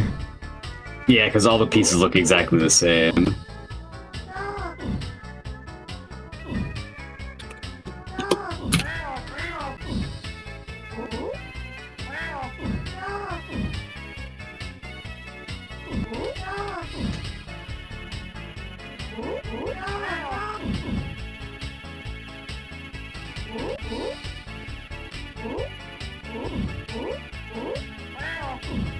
Ardrox's board looking a little funny. Spire's getting out of control. Oh no! Oh, Okay, so Ardrox got ganked by a little guy appearing right in front of his snake and causing him to crash. But the falling pieces managed to make a clear anyway, and so he lives to fight another day. But for how long, you ask? Does not seem like long. The board state is quite dire here. Ardrox really needs to get these rainbow orbs into position, but there's just not enough space to maneuver. No, and the column 3 garbage, the snake door stuck. There's nowhere to go. Oh my god, this really is door stuck the video game sometimes. Just let me in. Let me in. Oh my god. Incredible. Yo, let's go. Shyne has had quite the losers run here, huh? Lost to Ardrox in winners round 1, has made it all the way here to losers semis. Congratulations on making it this far. That's quite the journey. That's a lot of games to a lot of games to play. To fight your way through. Yeah, for sure. I also find this game totally exhausting. Like way more than imagine. Yeah. It's honestly, it's exhausting just watching. Yep. The board state changes so rapidly that like losing the plot, as I like to call it, is just the standard state of being. Oh, I see. Like maintaining a continuous chain of thought as the board state is explode in perpetual state of explosion just seems like it would melt my brain right out of my ears. Definitely. Incredible. All right. So we're just waiting on Shyne to accept the challenge. Yeah, Shyne had to take a brief break. I understand. Answer a call. Definitely valid. The asking for a 5-minute break after a game like this is definitely something. It's definitely fair. You need some chance to like clean out clear the random access memory. Yeah, definitely. Empty your cache. That's what's so brutal about Rattsy losers, like in a line like this, where I'm just like, yeah, just line them all up, one after the other. I wouldn't have it any other way, though. I love making the funny losers run. Uh-huh. Oh, what was the one where I dropped into losers round 1 and made it all the way to grands? While streaming? Yeah, while streaming. Deka, that is cursed. That is actually cursed. Oh, it was Ghost Lop. Oh my god, what a game to do that on. Holy shit. Oh brother. Yeah. That was a very funny, very cursed night. I had a time where I lost it was our first Rakujong bracket. I was streaming and I lost my first game, sending me to losers round 1. And I'm just like, yo, there's no way that we can stream this and stay on time. Like, it's just not possible. So I'm just gonna drop because Rattsy Losers is going to like double the length of the stream. Yeah. And I don't know about you, but I love going to bed on time. I shoot to have everything over in about 2.5 hours. No more than 3. If we were running bigger brackets of this, I would probably consider FD2 all the way. Just because like sometimes a game can take some time. It can run a little long. Yeah. I think Atlus does like provide some pretty cool puzzle games. It's a shame about the story mode of Catherine, because the actual game I really enjoy. Oh, the block pushing one? Yeah. Yeah, it's a little kicky footy puzzle game, just like Wario's Woods, you know? Except in 3D. Oh, they did do Naname de Magic, that's true. You race to the top in Catherine, right? Yeah. You have to like move. It's like a bunch of block pushing pulls to climb your way to the top. Yep.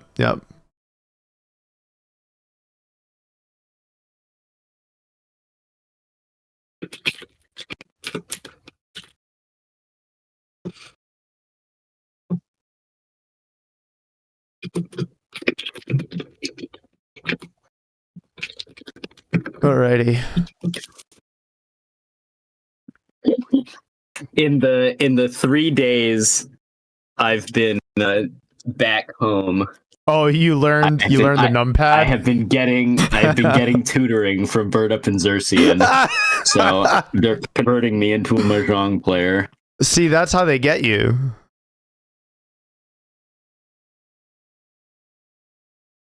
That is how they get me. You know, in fact, they already got me. Yeah, you play one Mahjong game, and it's just like, oh man, it's over. I'm just a Mahjong player now. I was me and my dad used to play Rummy all the time. Sure. And so I was already vaguely familiar with the mechanics, like meld making and hand management and discards that preserve your weights and things like that. Yep. So that was like the fundamentals were already there. It was just a matter of now I have to go in and learn the 30 different hands that give you points that make valid scoring and all the other fun rules. Wait, Bird Up got Tenho in bracket? He makes his hand all the time. He did it at Frosty's.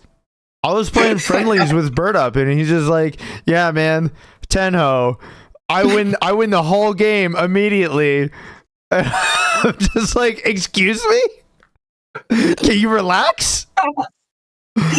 Take a chill pill. Like literally just chill. What qualifies as Tenho in it's when you make a hand but you don't clear any pieces. So it only melds. So it's much easier to do than Tenho, like in real life. Yeah, obviously, but like it's still pretty difficult. Like because you're heavily dependent. Some pretty good board management. Yeah, you have to have really good board management. You can't deal. One of the other issues is that you can't ever deal damage to your opponent, right? But they can deal damage to you. So you have to play pretty quick too. You basically just have to have all of your fundamentals on lock. I don't know if there are any other hand stipulations other than no discarding. I could be wrong. Let me. Yeah, it's literally you just have to complete your hand. So in theory, you should be able to just do it. But the thing is that bear in mind, if you try and go for Tenho and then you have to bail on it, chances are your hand is garbage, right? True. Rakujang is a game where you can very rapidly build a flush or a half flush. So like the hands that you can build reliably are fairly strong. So if you bail on Tenho and then you make, Tanyao or Pinfu, you're just not really making any gains. Or like you end your hand and you have like Yakuhai and Richi and that's it. Like that's really sad. Yeah, and if you make a hand that's kind of weak like that, Aniki's not going to smile upon you either. No, I do feel like Rakujang, because Rakujang is biased towards doing whatever's funniest, it tends to complete your hands for you if you have done well. Like if you have a good hand, Aniki appears to look favorably upon it. Whereas if you have just Ricci, I feel like Aniki's not really that willing to play ball. Yeah, I think the value of the hand you make has something to do with how well how well your luck is going to play into it. Or I see you're in game now. Yep. I would definitely love to see that game played in a bracket again. Oh, absolutely. Especially now that I know what the pieces look like. Definitely. Yeah, you know, you only have to see the friggin' numpad once. And then you're like, okay, I got it. It's fine. I went through the whole bracket, or the whole match in grand finals. I thought the one bamboo was another dragon. Oh, brutal. So it was hearing stuff when I had no expectation that it would, and it wasn't matching with things when I thought it would, and I'm like, what is going on? And then obviously I don't really know the kanji 4 through 9. Yeah, definitely. I had no idea. That does make sense though. All right, we're getting into it. I have trashed my board for no value, I feel like. The chain forms quite there on your side of the board yet.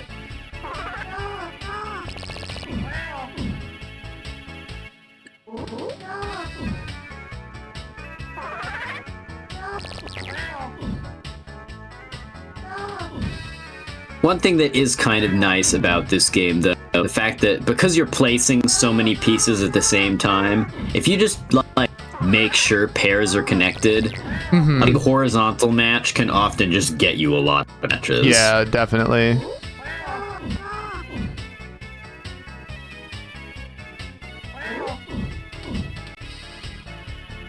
Okay. Can't reach the purples, not piece not enough.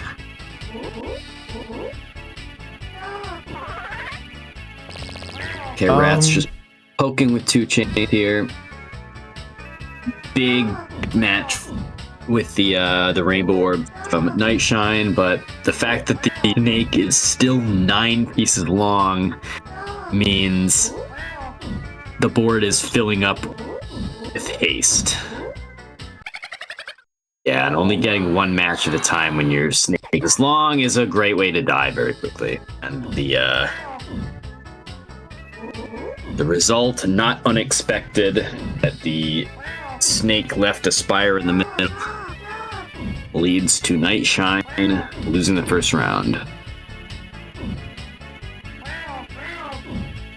Okay. Just slam this.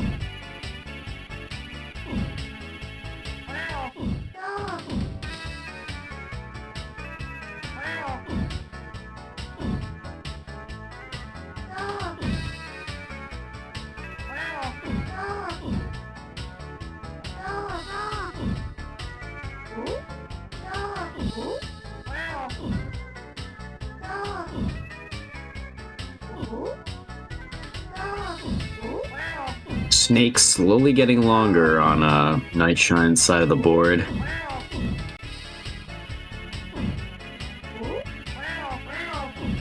Ooh, opting to discard the power orb. A little bit questionable, but actually still managed to get solid down stack into a 4. So Ratttz about to receive some pressure. Fires off a 4 of their own though, or a 3 of their own though, so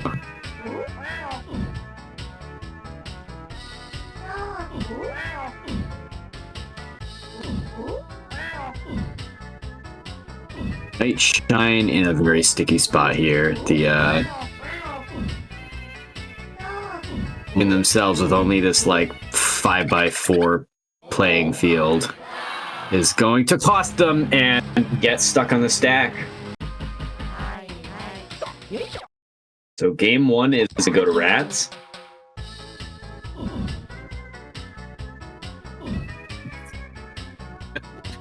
Somebody making sure the credits are at 69.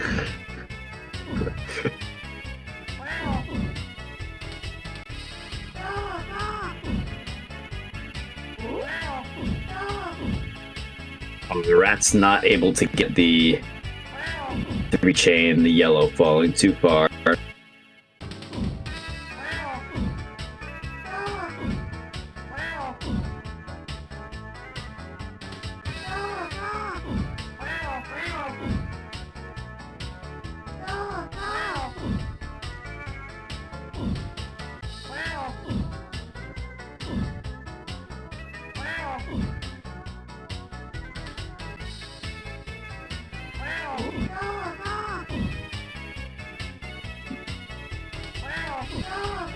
One thing to note is that when your snake is only 3 long, you do have to be quite intentional about how you build your chains. There is just, in general, less chaos, so less stuff happens on its own. Yeah, you really can't count on stuff to clear on its own for you when you have so few links. A little bit of garbage action there as the pieces crumble. Ooh, Nightshine missing the chance to get a big power orb. Oh, and immediately catches middle spire and eats his own tail, costing him the round.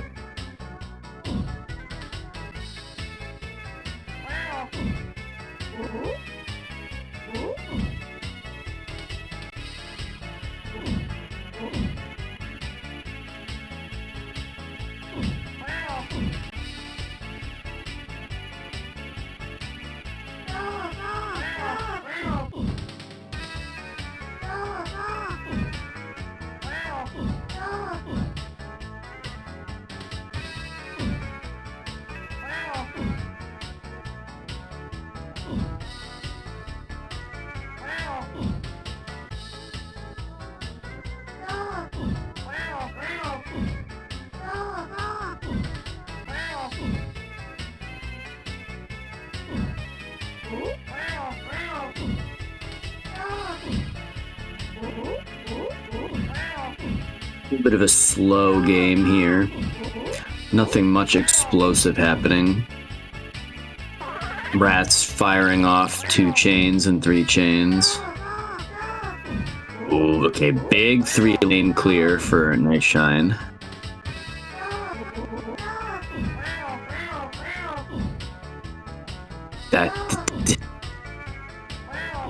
The fact damage can just appear at the top in columns 3 and 5 is so, like, so mean. Especially when it's like, it could be a move that just kills you, and you're just like, oh, yeah. I guess my game is just over. Like, it's just not much I can do about it.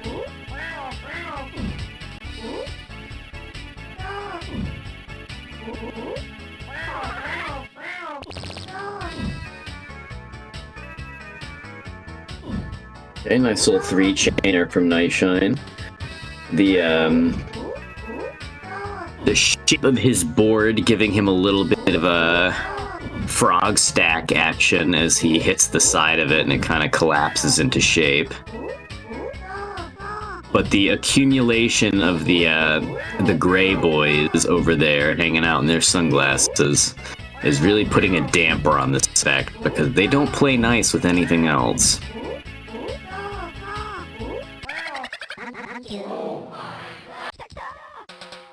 Do a little hype coin. Alright, so Nightshine taking a round.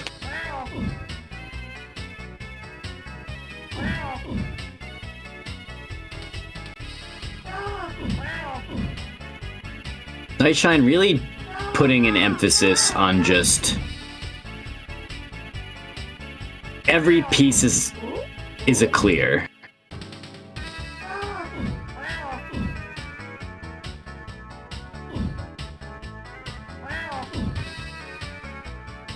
Kind of like Note, really prioritizing board health over anything else.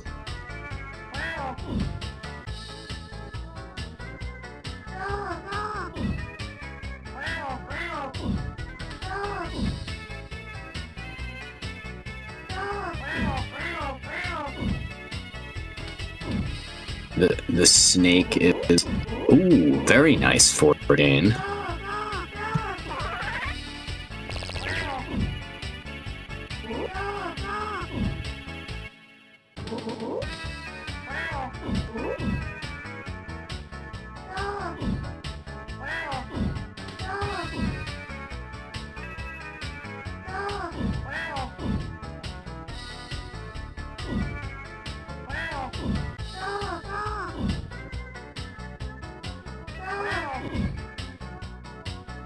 Both players at half board. Ooh, this fire in the middle, though, is really dangerous for Night Shine. He really needs to put a stick in that down. Trying to get the red to fall into the well there to make the match, but the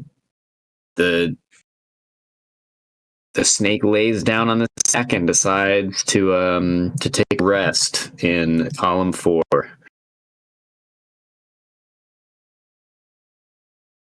Alrighty, now here's where I hit the wall. You know what I mean? Like, we're out here at losers finals against Note, hitting the wall. Note's defense and also the wall mentally because you've just played like 3 games in a row. Yeah, exactly.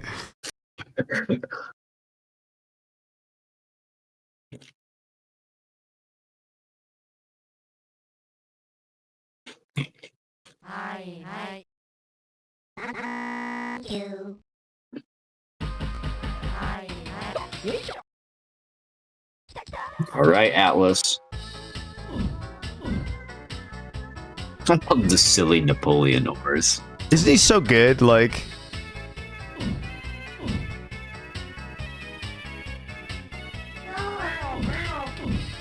sometimes game dev seems so made up. Like, yeah.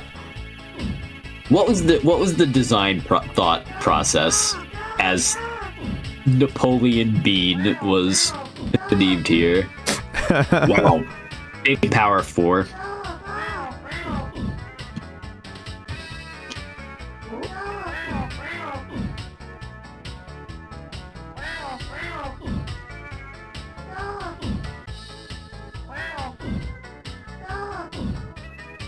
Okay.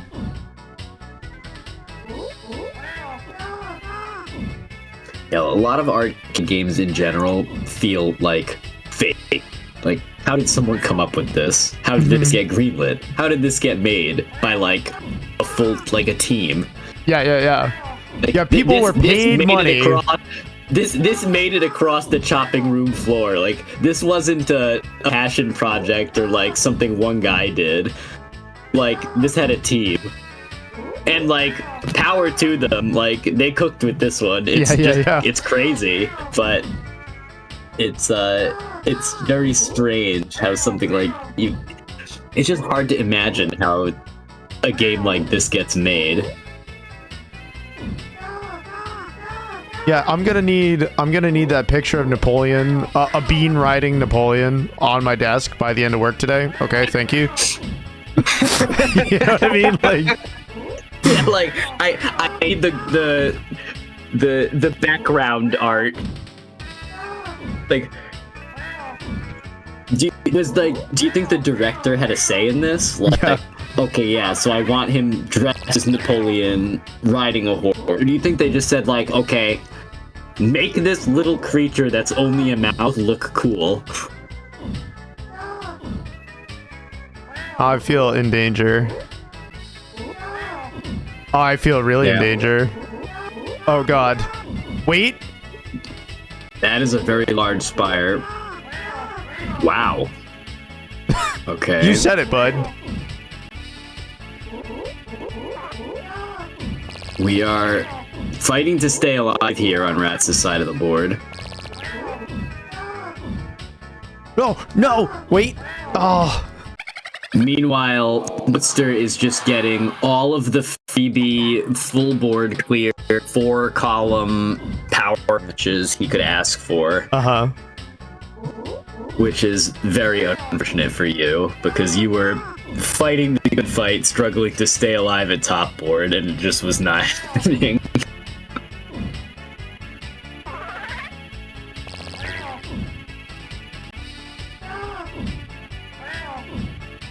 I wish I knew what the logic was in terms of making them spawn. Is it just a chance? I feel like it's just random chance, but I could be wrong. When you greenlight the wildest ideas, you get magic. True. Yeah. I do think that, like, if we had if there was, like, knowledge about what made the flashing snake spawn, somebody would probably, like, have added me by now, you know what I mean? Like, I can't go 2 days without somebody being like, actually. If someone knew, you would be told. Yeah.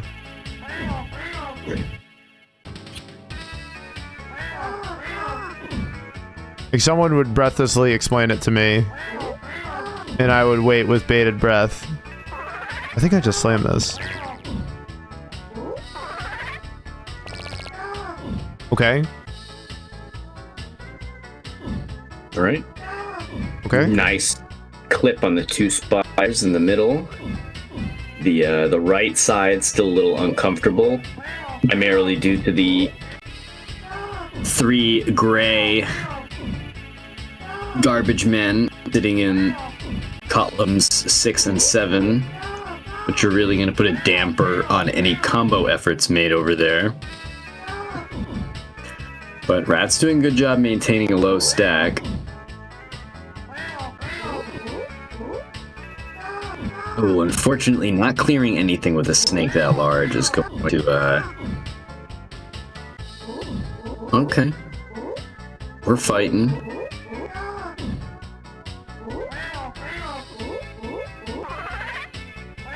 Alright, power orb clear would be pretty clutch. Okay, yeah. Cleans out the left side. A little bit of garbage falls on its own, but nothing we can't work with.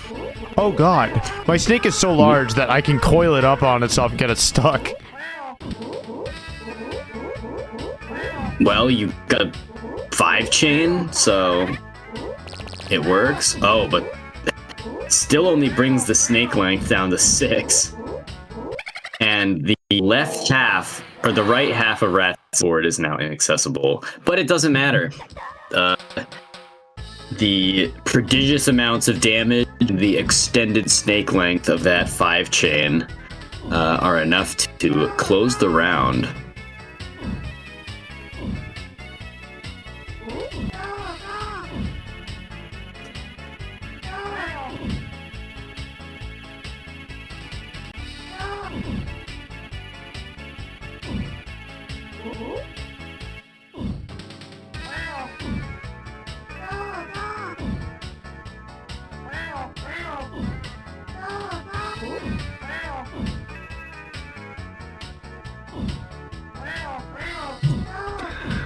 Right, Note looking rather uncomfortable this round.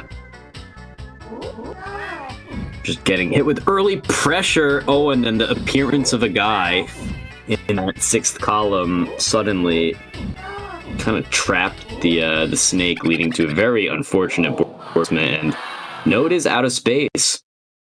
Just no space to make clear. A very quick round in contrast to some of the others that have happened. But if Note was just out of brain juice? Playing defense is not easy, so I can imagine running out of brain juice. Yeah, just lost the plot that round.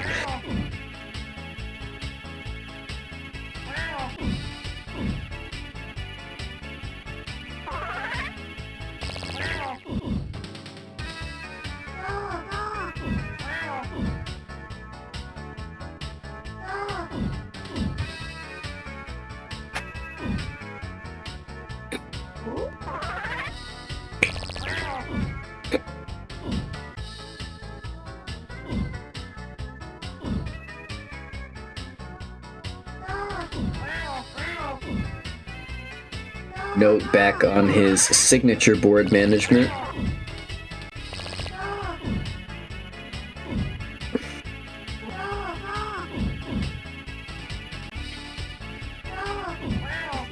Still finding time to set up nice little chains, though. And the blue garbage there offering him a good opportunity to add an extension here.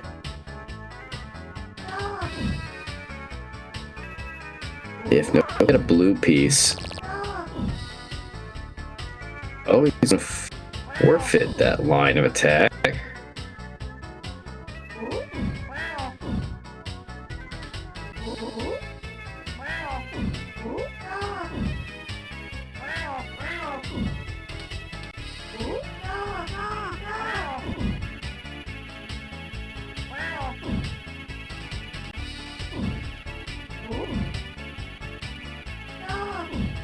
Okay, note,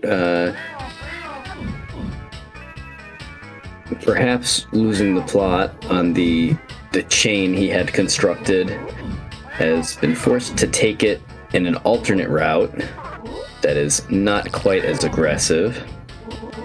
But we've got another solid defensive play with the Global Orb match.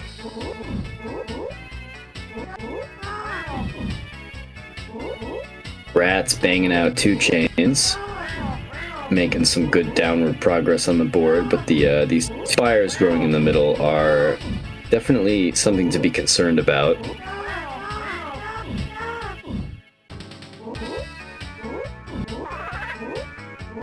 Ooh, nice 4 chain. That's gonna put a lot of pressure on Note.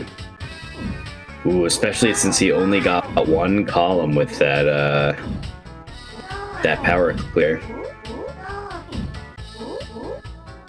Oh, he's not, like, in margin time at all. No, Note's not doing anything. He's big chillin'. Die! Just perish!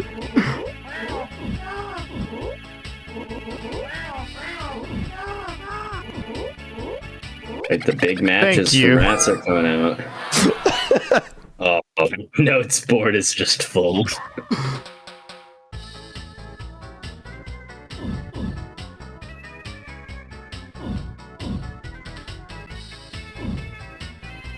Sorry, when you were saying I was banging out 2 chains, like, Neil banging out the tunes, like, immediately spawned in my mind.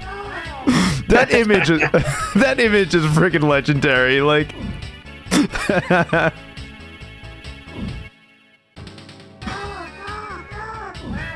Oh, man. Alright, 3 chain for 3 chain. Note's actually a little bit stronger because it had a power link in the middle.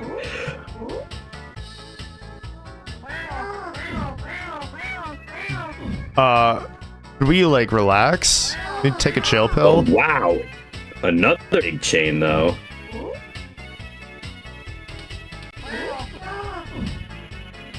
So Ratttz definitely in need of a defensive play on the double. I thought for sure you were just gonna run and get stuck there. So did I. The fact that I lived made me very happy.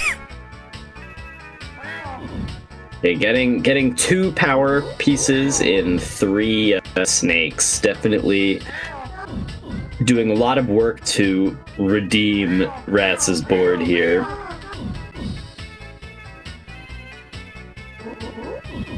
Note saying, don't hold your breath though.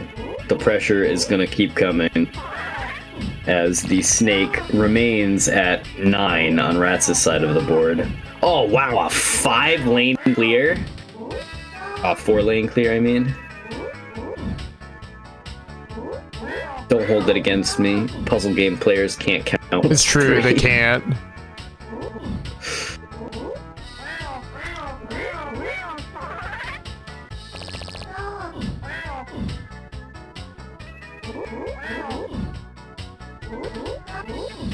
What if I just played like Node, huh? I'm just big chillin'. Student becomes the master.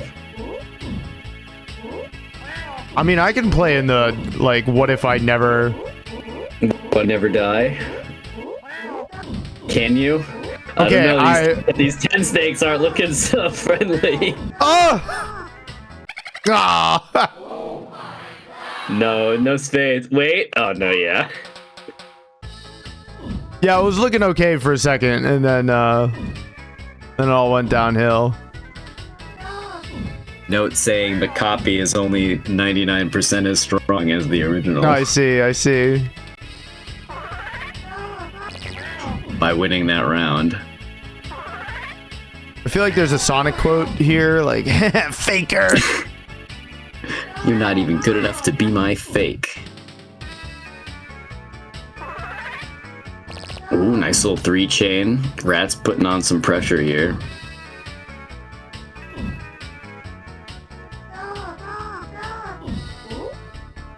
Note's board very flat. And my small action puzzle game brain is completely unable to parse if there are chain here. I'm sorry, bud.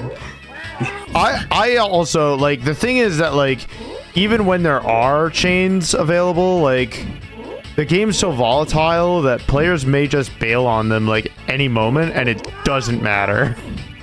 Ooh, Note definitely making some really unconventional placements that are not helping his board state. Okay, these 2-3 chains are nice, but unfortunately, when you've got no, he's cooking. 6-piece, he's actually cooking. He's fine. He's completely fine now.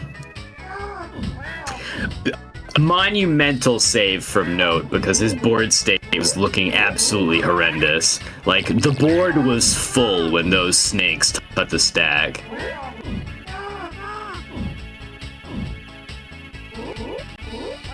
Oh no! The dude's coming in. Ruin that's his day. I am struggling. Oh, I think you died. I am incredibly dead. I could not be more dead. I have a feeling the rest of our games may look like this.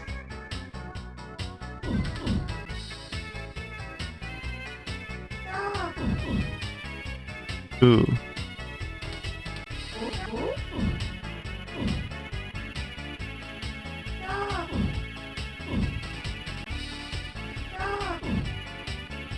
I feel like a TAS of this game would go crazy. Oh, sure. Yeah. It was like watching a snake flop like a 10 chain into place all at once. Note the goat spelled G-O-T-E.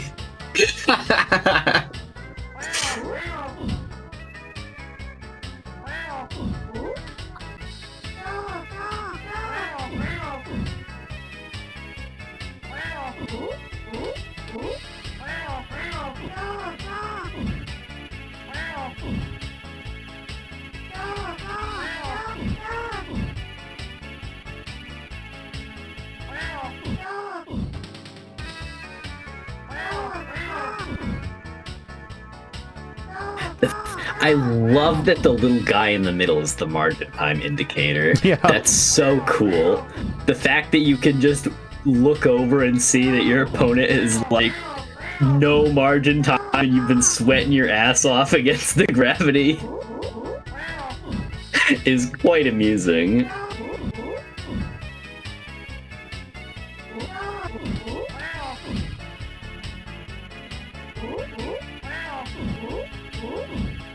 So the person sweating against the gravity right now is Note, who has very space on board and very large snakes inbound.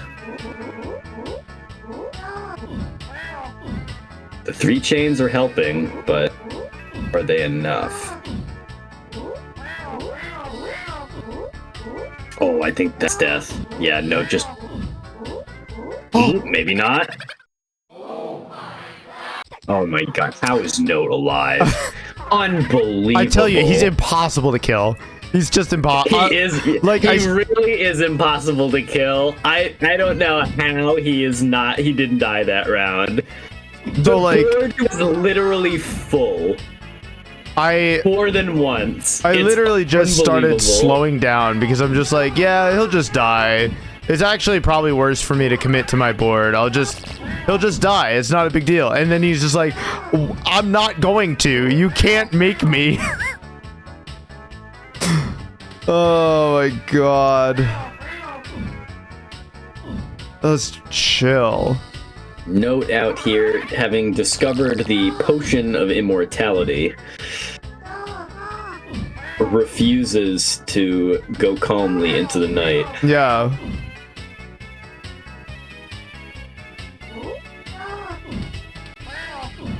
Note heard you liked going to bed on time and said I that. do like going to bed on time. He's putting me to bed, that's for sure. Ooh, that damage not looking pretty on your side of the board. No, I really need this flashing snake to help me out here. Clear up my center board. Another one. Okay. Alright, that's pretty classy. That does help. Ooh, that's really nice, yeah. Okay, Rat's board now empty. Probably makes her very happy. And then note says 5 Shyne. And the snake is suddenly 10 long on Ratz's side. Okay, 3 chain will do a little bit to counteract that, but...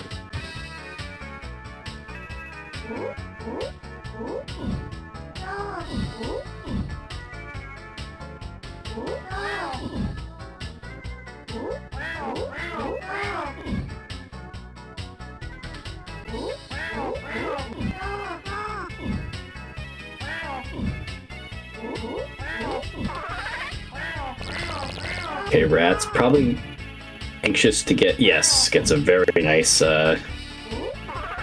3-column erase. I wanted to delete the incoming gray, and there are only 2 in the column. And you cloned it instead. Very amusing.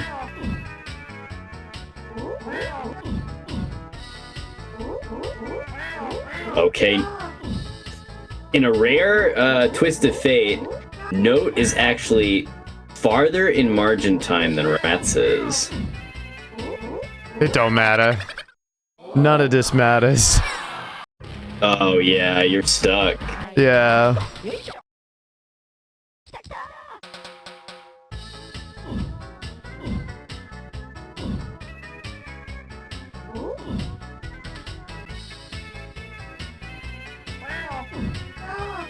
Oh, brutal.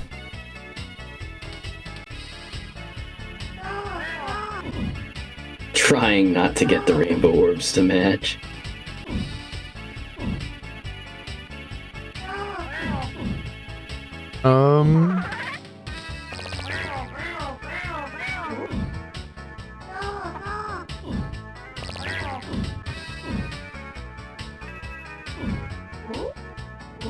It's kind of amazing how easily chains fall into place in this game, considering it's a 6-color game. Yeah, you wouldn't really... You wouldn't think that, like, you just get the pieces to collapse in order. Yeah. But they do. I think part of it is the size of the board. Yeah, the board is really big.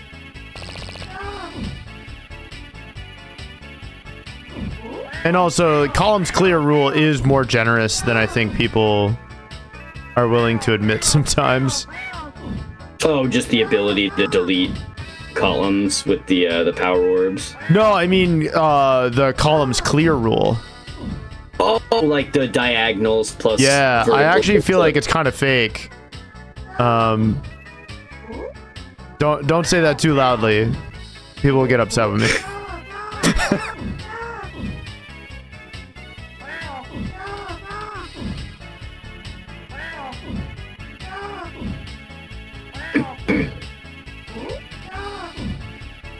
Okay.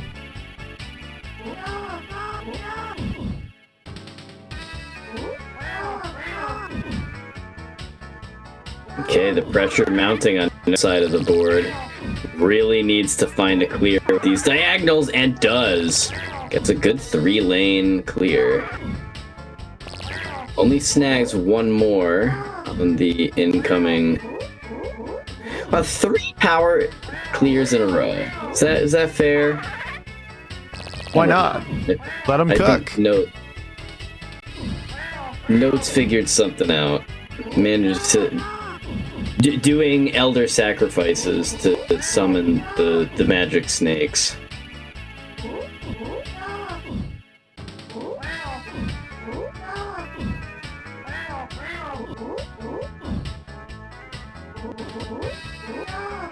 I feel kind of.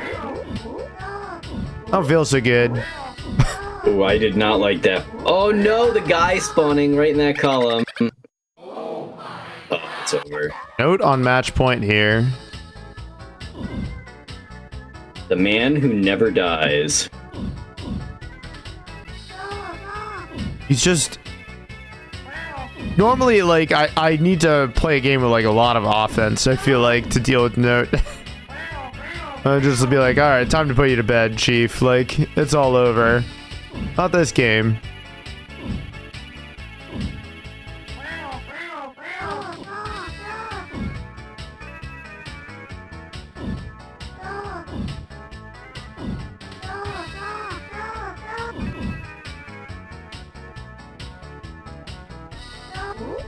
Big fortune. The 8 snake coming in on Note's side. Is he ready?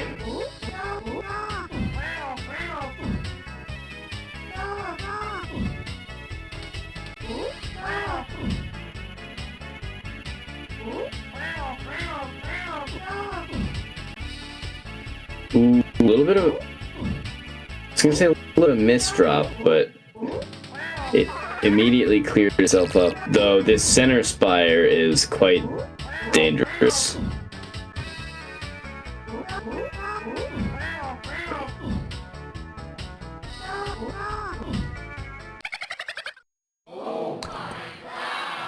Oh no! No, getting ganked by the incoming garbage! He had the space to make the moves and he knew how to make them, but you're stuck. Oh my god. That's exactly what happened. He was just about to turn his snake around, and then columns 5 and 6 suddenly had a bouncer in them. Do not pass go. Do not collect $200.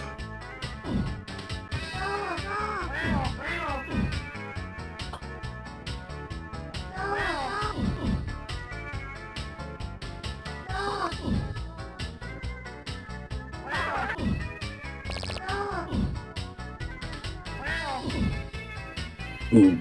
Oh, I thought that was a 3-line clear, but it was the damage falling into the 3rd column.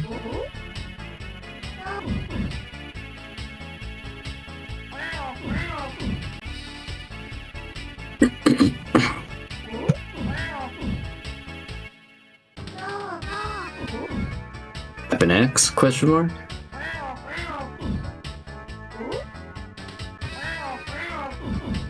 Oh god. Oh, I've made such a heinous misplay. Ooh, that didn't. Yeah, I think you moved the snake one too many over. Okay, 3.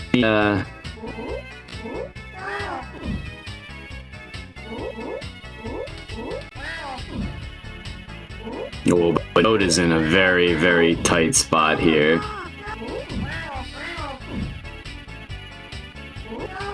Doing everything he can to keep the center board open. But, oh my god, how does he do it? How does he do it? Oh no, how is he alive? Denied! Oh, okay, no, he's not. It's too much. Too much. Oh, denied. I'm not going to bed. You're going to bed. Oh my god. What a video game.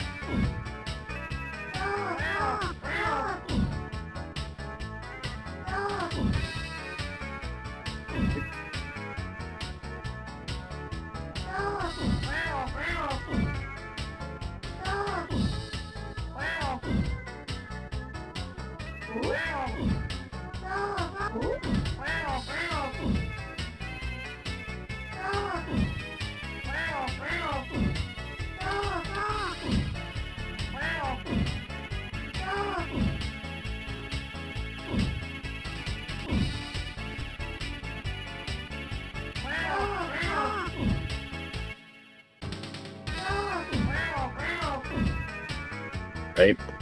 Both boards looking pretty comfortable right now. We are in a pretty neutral state. A little bit more garbage on Rat's side of the board at the moment. But it's really just that one column on the right.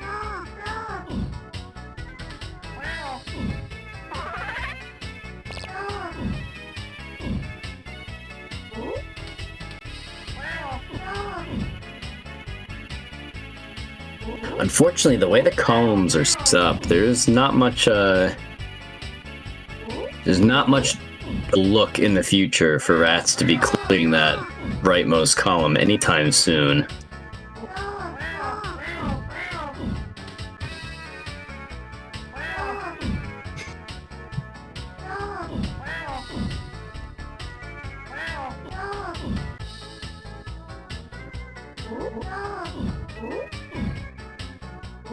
Alright, getting a little bit of action with these ads. Some space has been made.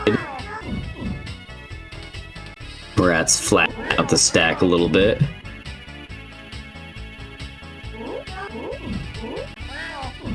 Note with an opportunity to get a big magic clear here and does not find it.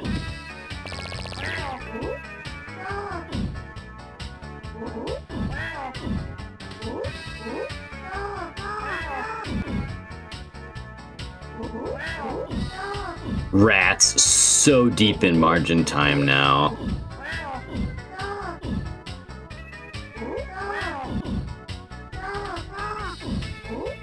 Being in the middle, bouncing at like 3 times the rate that Notes is. As Note very comfortably clears another set of magic orbs. Go to bed, Note. Just go to bed. I need you to just sleep. Oh God. Oh. Oh. Oh, the gravity. Oh my God. You said the name of the game. Oh my. Oh, brother. The guy appearing right in front of your piece as you were moving it into Note dying stopped my heart. Yeah, it was I thought I watched you die in real time. Yeah. It was a real photo finish, I feel.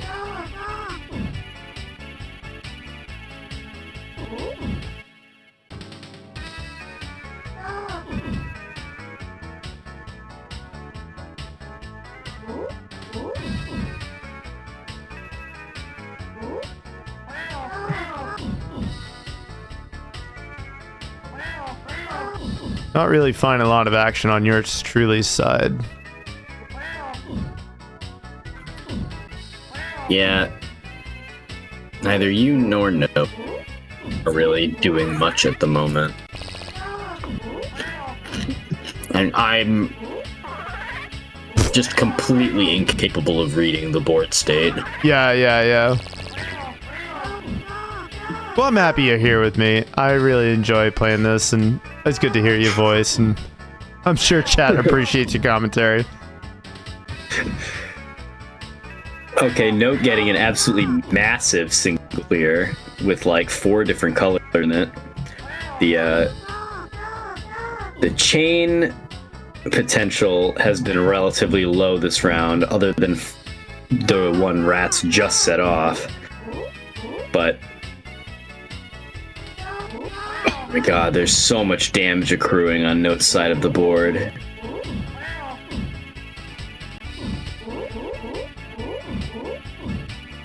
I don't know how long he can keep this up. Oh yeah, that 10 not clearing anything. And he got ganked. No, he didn't have enough. He did not have enough room to place that snake. I'm pretty sure that was death either way. So Ratttz with a convincing finish in that last round, but otherwise an extraordinarily hard-fought battle. The future changed. I thought the future was going to refuse to change, but it can change. It's possible. Ratttz, tear down that wall. This is Raz is very good, and you're also in for commentary hell here with our names. Like, I just want to, like, it's okay. Like, preemptively, I'm just letting you know, like, it's fine. Like, it's totally cool if you mix up our names. Even if I mix up your names, I'm gonna be saying the same. Yeah, it's like the same name. Yeah, definitely. Okay, yeah, Raz is definitely a gamer when it comes to this one. I'm a little worried. I'm a little concerned. Yeah, I've seen Raz build some pretty intentional, invested chains in this game, and that's kind of scary. Like, this feels like a game that should be governed by chaos, and bringing order to that entropy is like that's an amount of power that I'm not willing to admit exists. Like, yeah.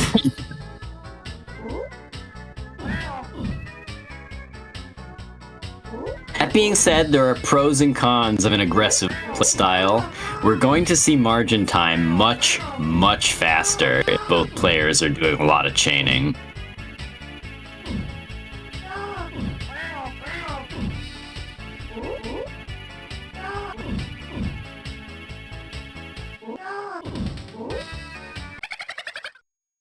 Ooh. Actually, Ratttz just getting locked out really early. Kind of lost the plot a little bit and what they were building. Maybe not finding the piece that they needed. It is a 6-color game, so the 6.5, because the garbage is its own unclearable baloney.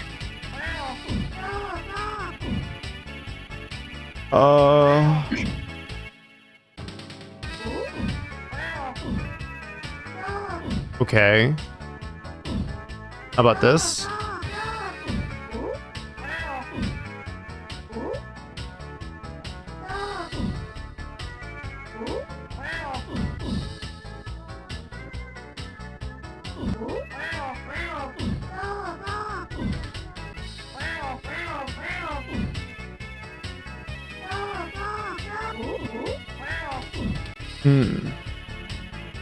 Okay, quick 2 into a 3 by Raz.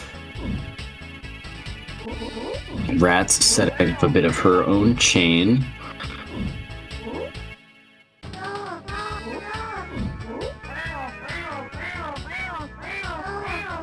Oh my god. Oh, chill. That's a lot of garbage. And then a 6 coming out from Raz. So Ratttz has a lot of pressure to contend with here.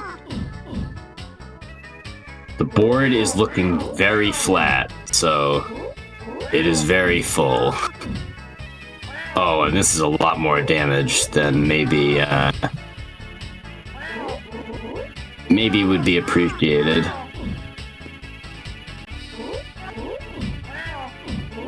Wow, great job finding a dig down the middle, though.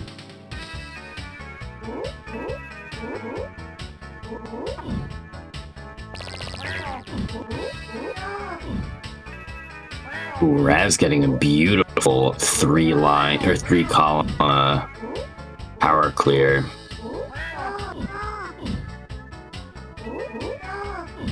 Ratttz probably wishing she could do the same. Considering the board is looking rather full.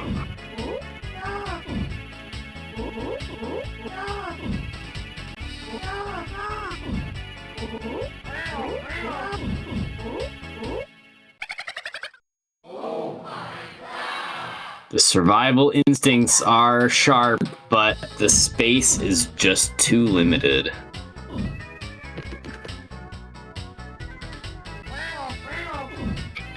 Ratttz succumbing to a slowly filling board.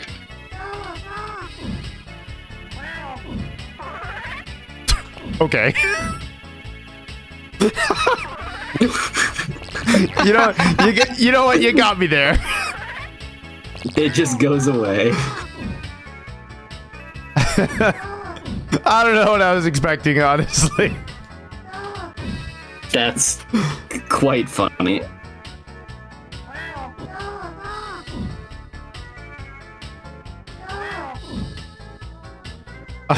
I need somebody to clip that and so we can put like "In the Arms of an Angel" over it or something. Play it in slow motion. Oh my god.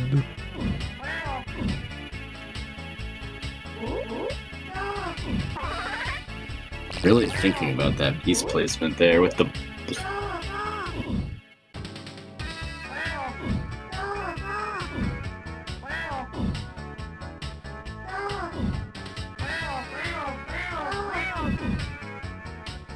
Raz kind of just... Oh, never mind. She was building something. I was wondering what she was doing over there, because it didn't sound like there was much action going on. Oh, okay, door stuck. Oh, no!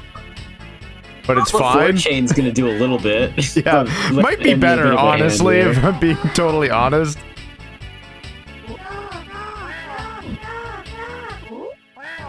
There's so many of the damaged pieces on your board, though. You're about to get a clear. If you can. I managed to get a robbery. I just need to get a few more of those in a row. Door stuck. Yeah. Door stuck into 4chain. Yeah, the classic. Never punished.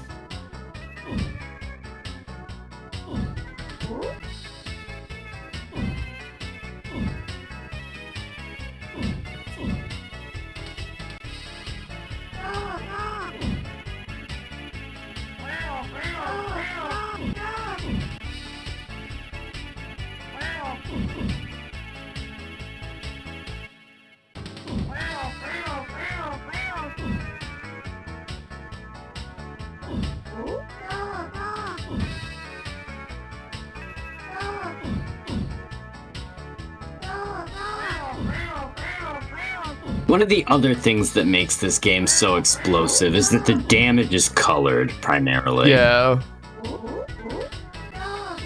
So even though you take damage in pretty malicious quantities, it's not like Puyo damage or anything, but for how many pieces the board or for how quickly this board fills up,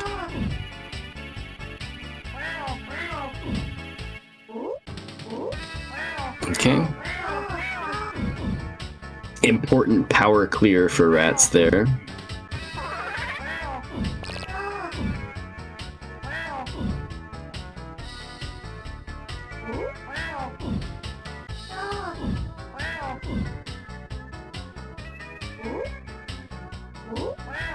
Ooh, I like the placement of that yellow. Giving Ratttz a chance to do a little bit of down stacking.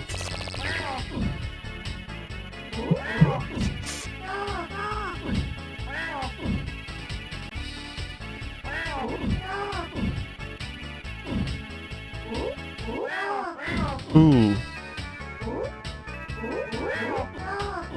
Ooh, I'm in trouble. Just by the nature of the giant snake, Rattz's board has gone into a sour spot incredibly quickly.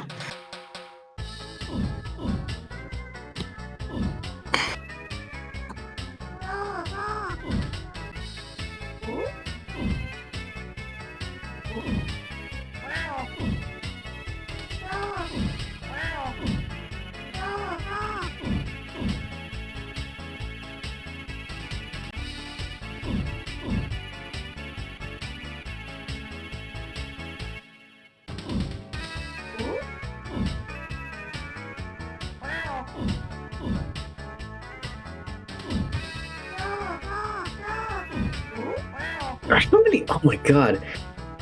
Raz with like the 7-piece snake that turned into 7 matches at the same time.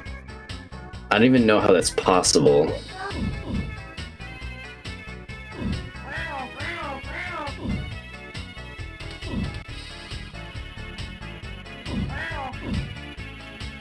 I love how you briefly turn into the cross streams announcer. Like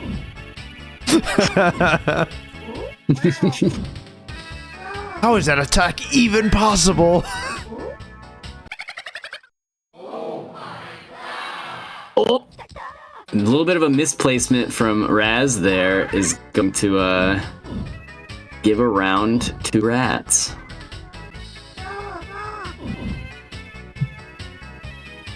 Putting my enunciation training to work today. Hell yeah.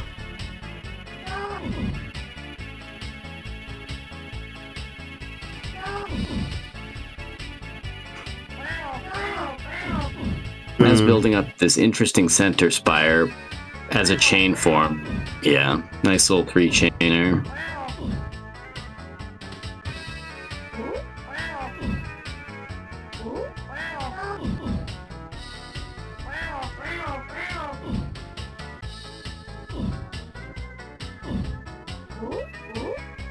Another one. Oh, and this one has 2 of the gray boys in it, so things are gonna start becoming cluttered rather quickly. Oh! Uh-oh. Very uh-oh. Oh. No dice. That was kind of unfortunate. Yeah, Raz and I have a... I actually feel like there may be some similarities in our playstyle because we both will like build a chain and then be like, oh, I don't have a way to fire this off now. And then we die at top board.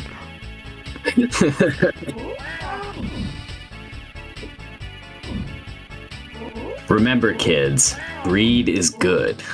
That is true.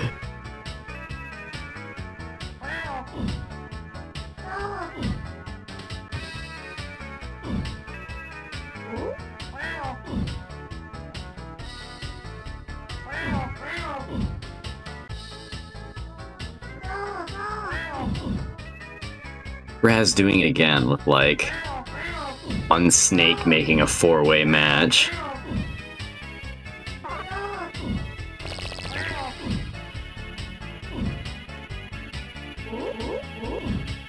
Oh no.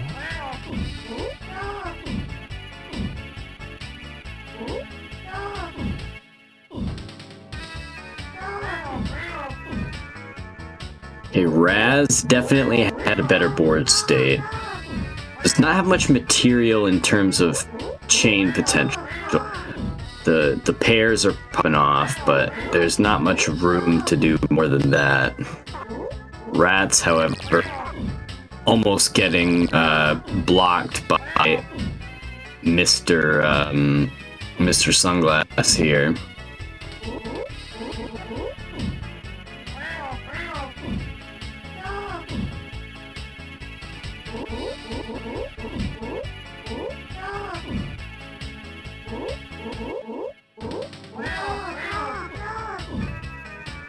I think Ratttz might be just about out of space. Hard to say. Ooh, really nice clears there. Gets a solid bit of down stacking done, despite the extended length of the snake. But this damage is just too much, yeah. I didn't see it There's clear just afterwards. no space to fit.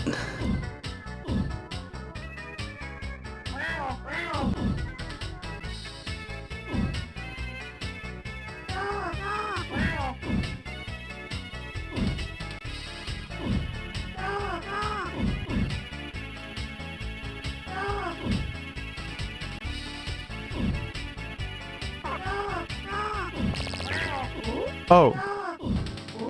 I got jump scared by damage. Yeah, it spawned right under your piece, which is kind of uncommon.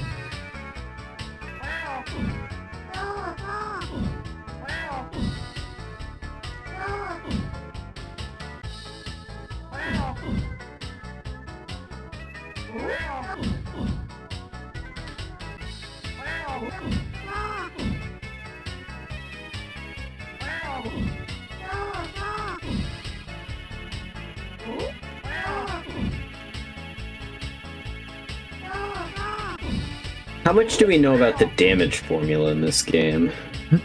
Not that much, honestly. We just know that things happen, like things that are stuff that you want to do is good. Wow. It does certain things. The dueling 4 chains there.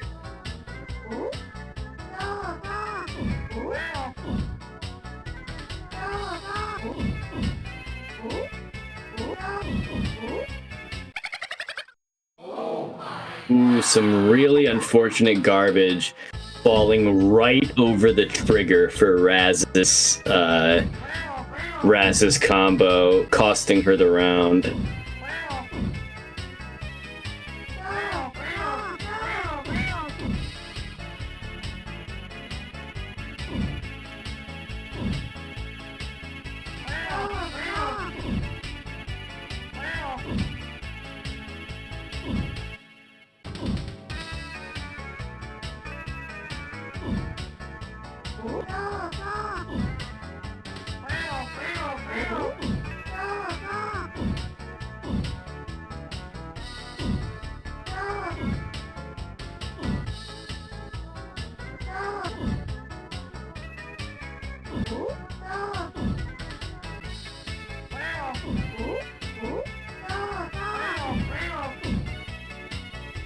Okay.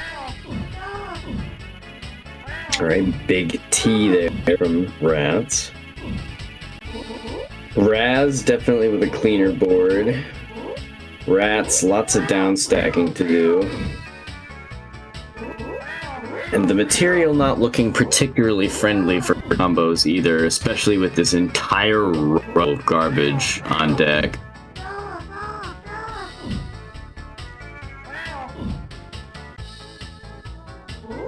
Right? 3 chain really important right now. Ratttz Yeah. finally got. Ratttz definitely needs to put these power orbs to good use. Does manage to get the triple come clear.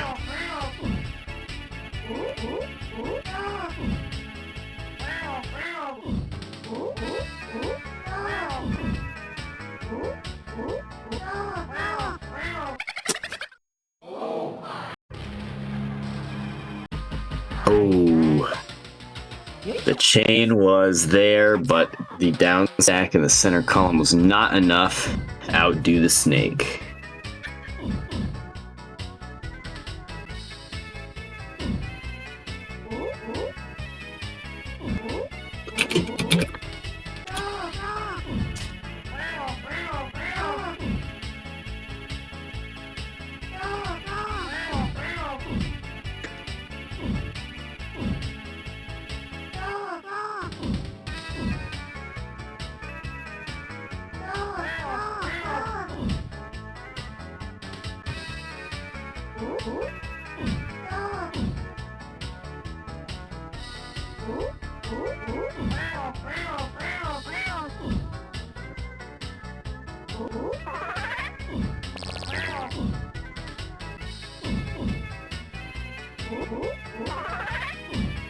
Very low board commit from Raz there to get the power orbs. Focusing a lot more on playing defense these last couple of rounds than just purely going for the big chains.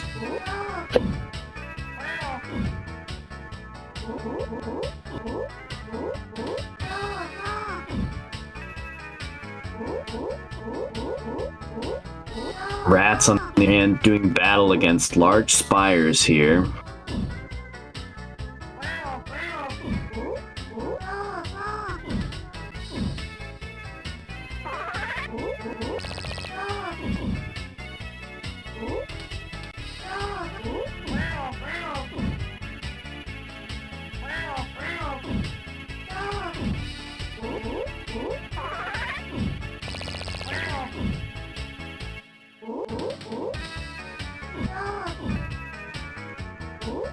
Alright, popping that power orb puts Raz at about the same board state as Ratttz. Though there is some bit better chain potential there, especially popping off that 3 chain.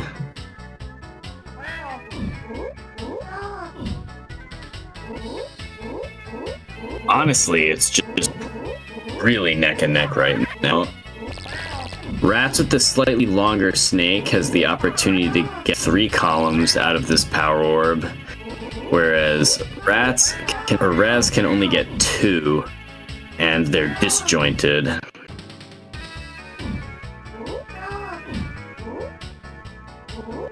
But the board state generally stays quite similar. Margin time, however, definitely ramping up on Raz's side faster than Ratttz. So the tides of battle are probably going to begin to shift here as margin time goes into sudden death mode.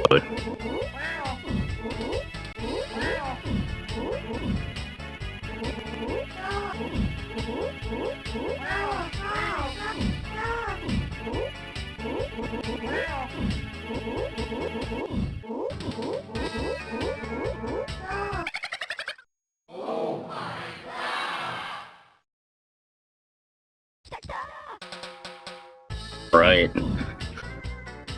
One more round going to Ratttz.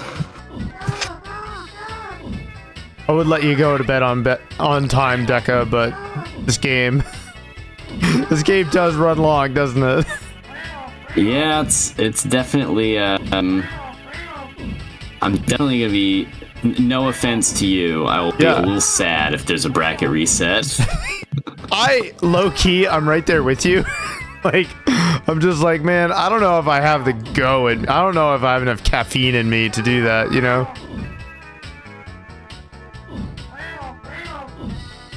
But I also don't want to throw, you know, like... Yeah, that would be, that's, like, almost worse. Like... Yeah.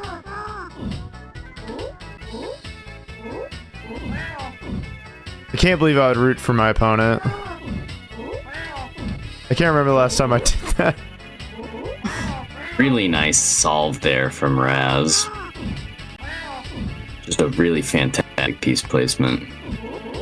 Placement. We've got a little bit of chain potential here. Slamming at 4.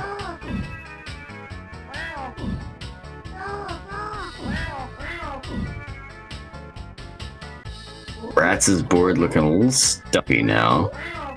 Actually, that big center spire clear opens things up quite a bit. So, okay, yeah.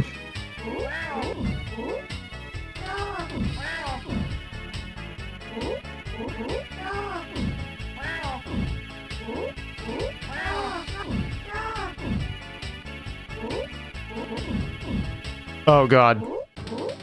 Oh, do you have enough space to place that? No, you don't. Okay, so Raz on tournament point here. Just managing to mount a lightning offense as the margin time ramps up. giving her enough material to ferry Ratttz. Chad is asking for the reset. You people, don't you understand? It's nap time. It's past my bedtime, honestly.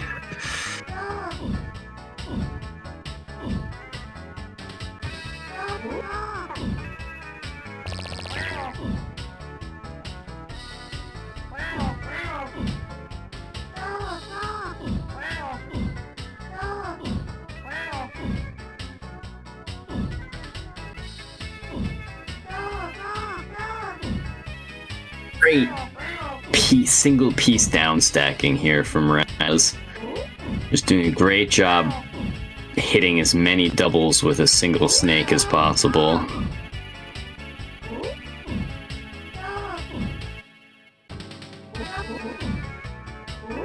Ooh, does not have enough board space to get the blue high enough to make that diagonal on the right side.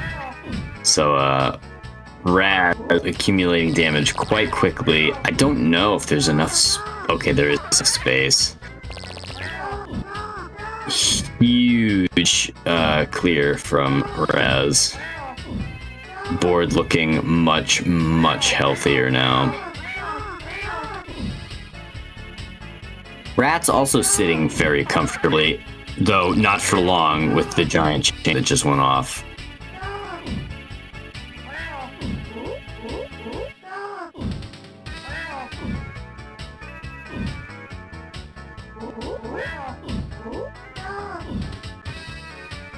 Uh-oh. Okay.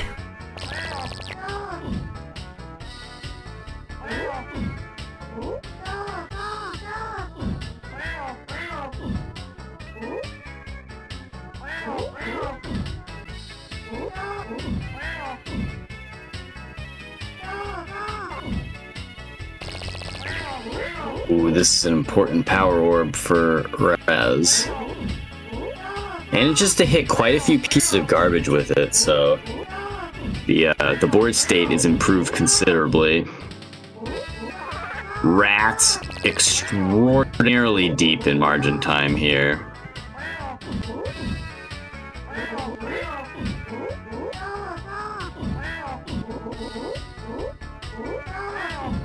Why should I get penalized for playing well? Oh, GG's. Oh, the gravity. Yeah, just taking too much. Oh, man. GG's. Thanks for playing. Wow. Congratulations, Raspberryfloof, on winning Puzzle Wednesday. Oh, my God. Second edition. I got second. And congratulations to Note on third. Before we get out of here, I do want to remind you all about some upcoming events here at Puzzle Wednesday. Next Wednesday, we have the funny tropical Tetris, Sega Tetris. This game's so cool. Anytime you make a double, you glue your pieces together to make an even more awkward piece. All sorts of other line clears also do damages, often targeted to the column that you made them in, so it gives this game a nice tactical feel. The following Wednesday, we have Bikinia Excellent. We're playing the PS1 version.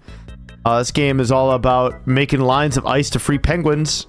Then when you make 6 or more penguins in a row, they clear to hopefully cascade even further.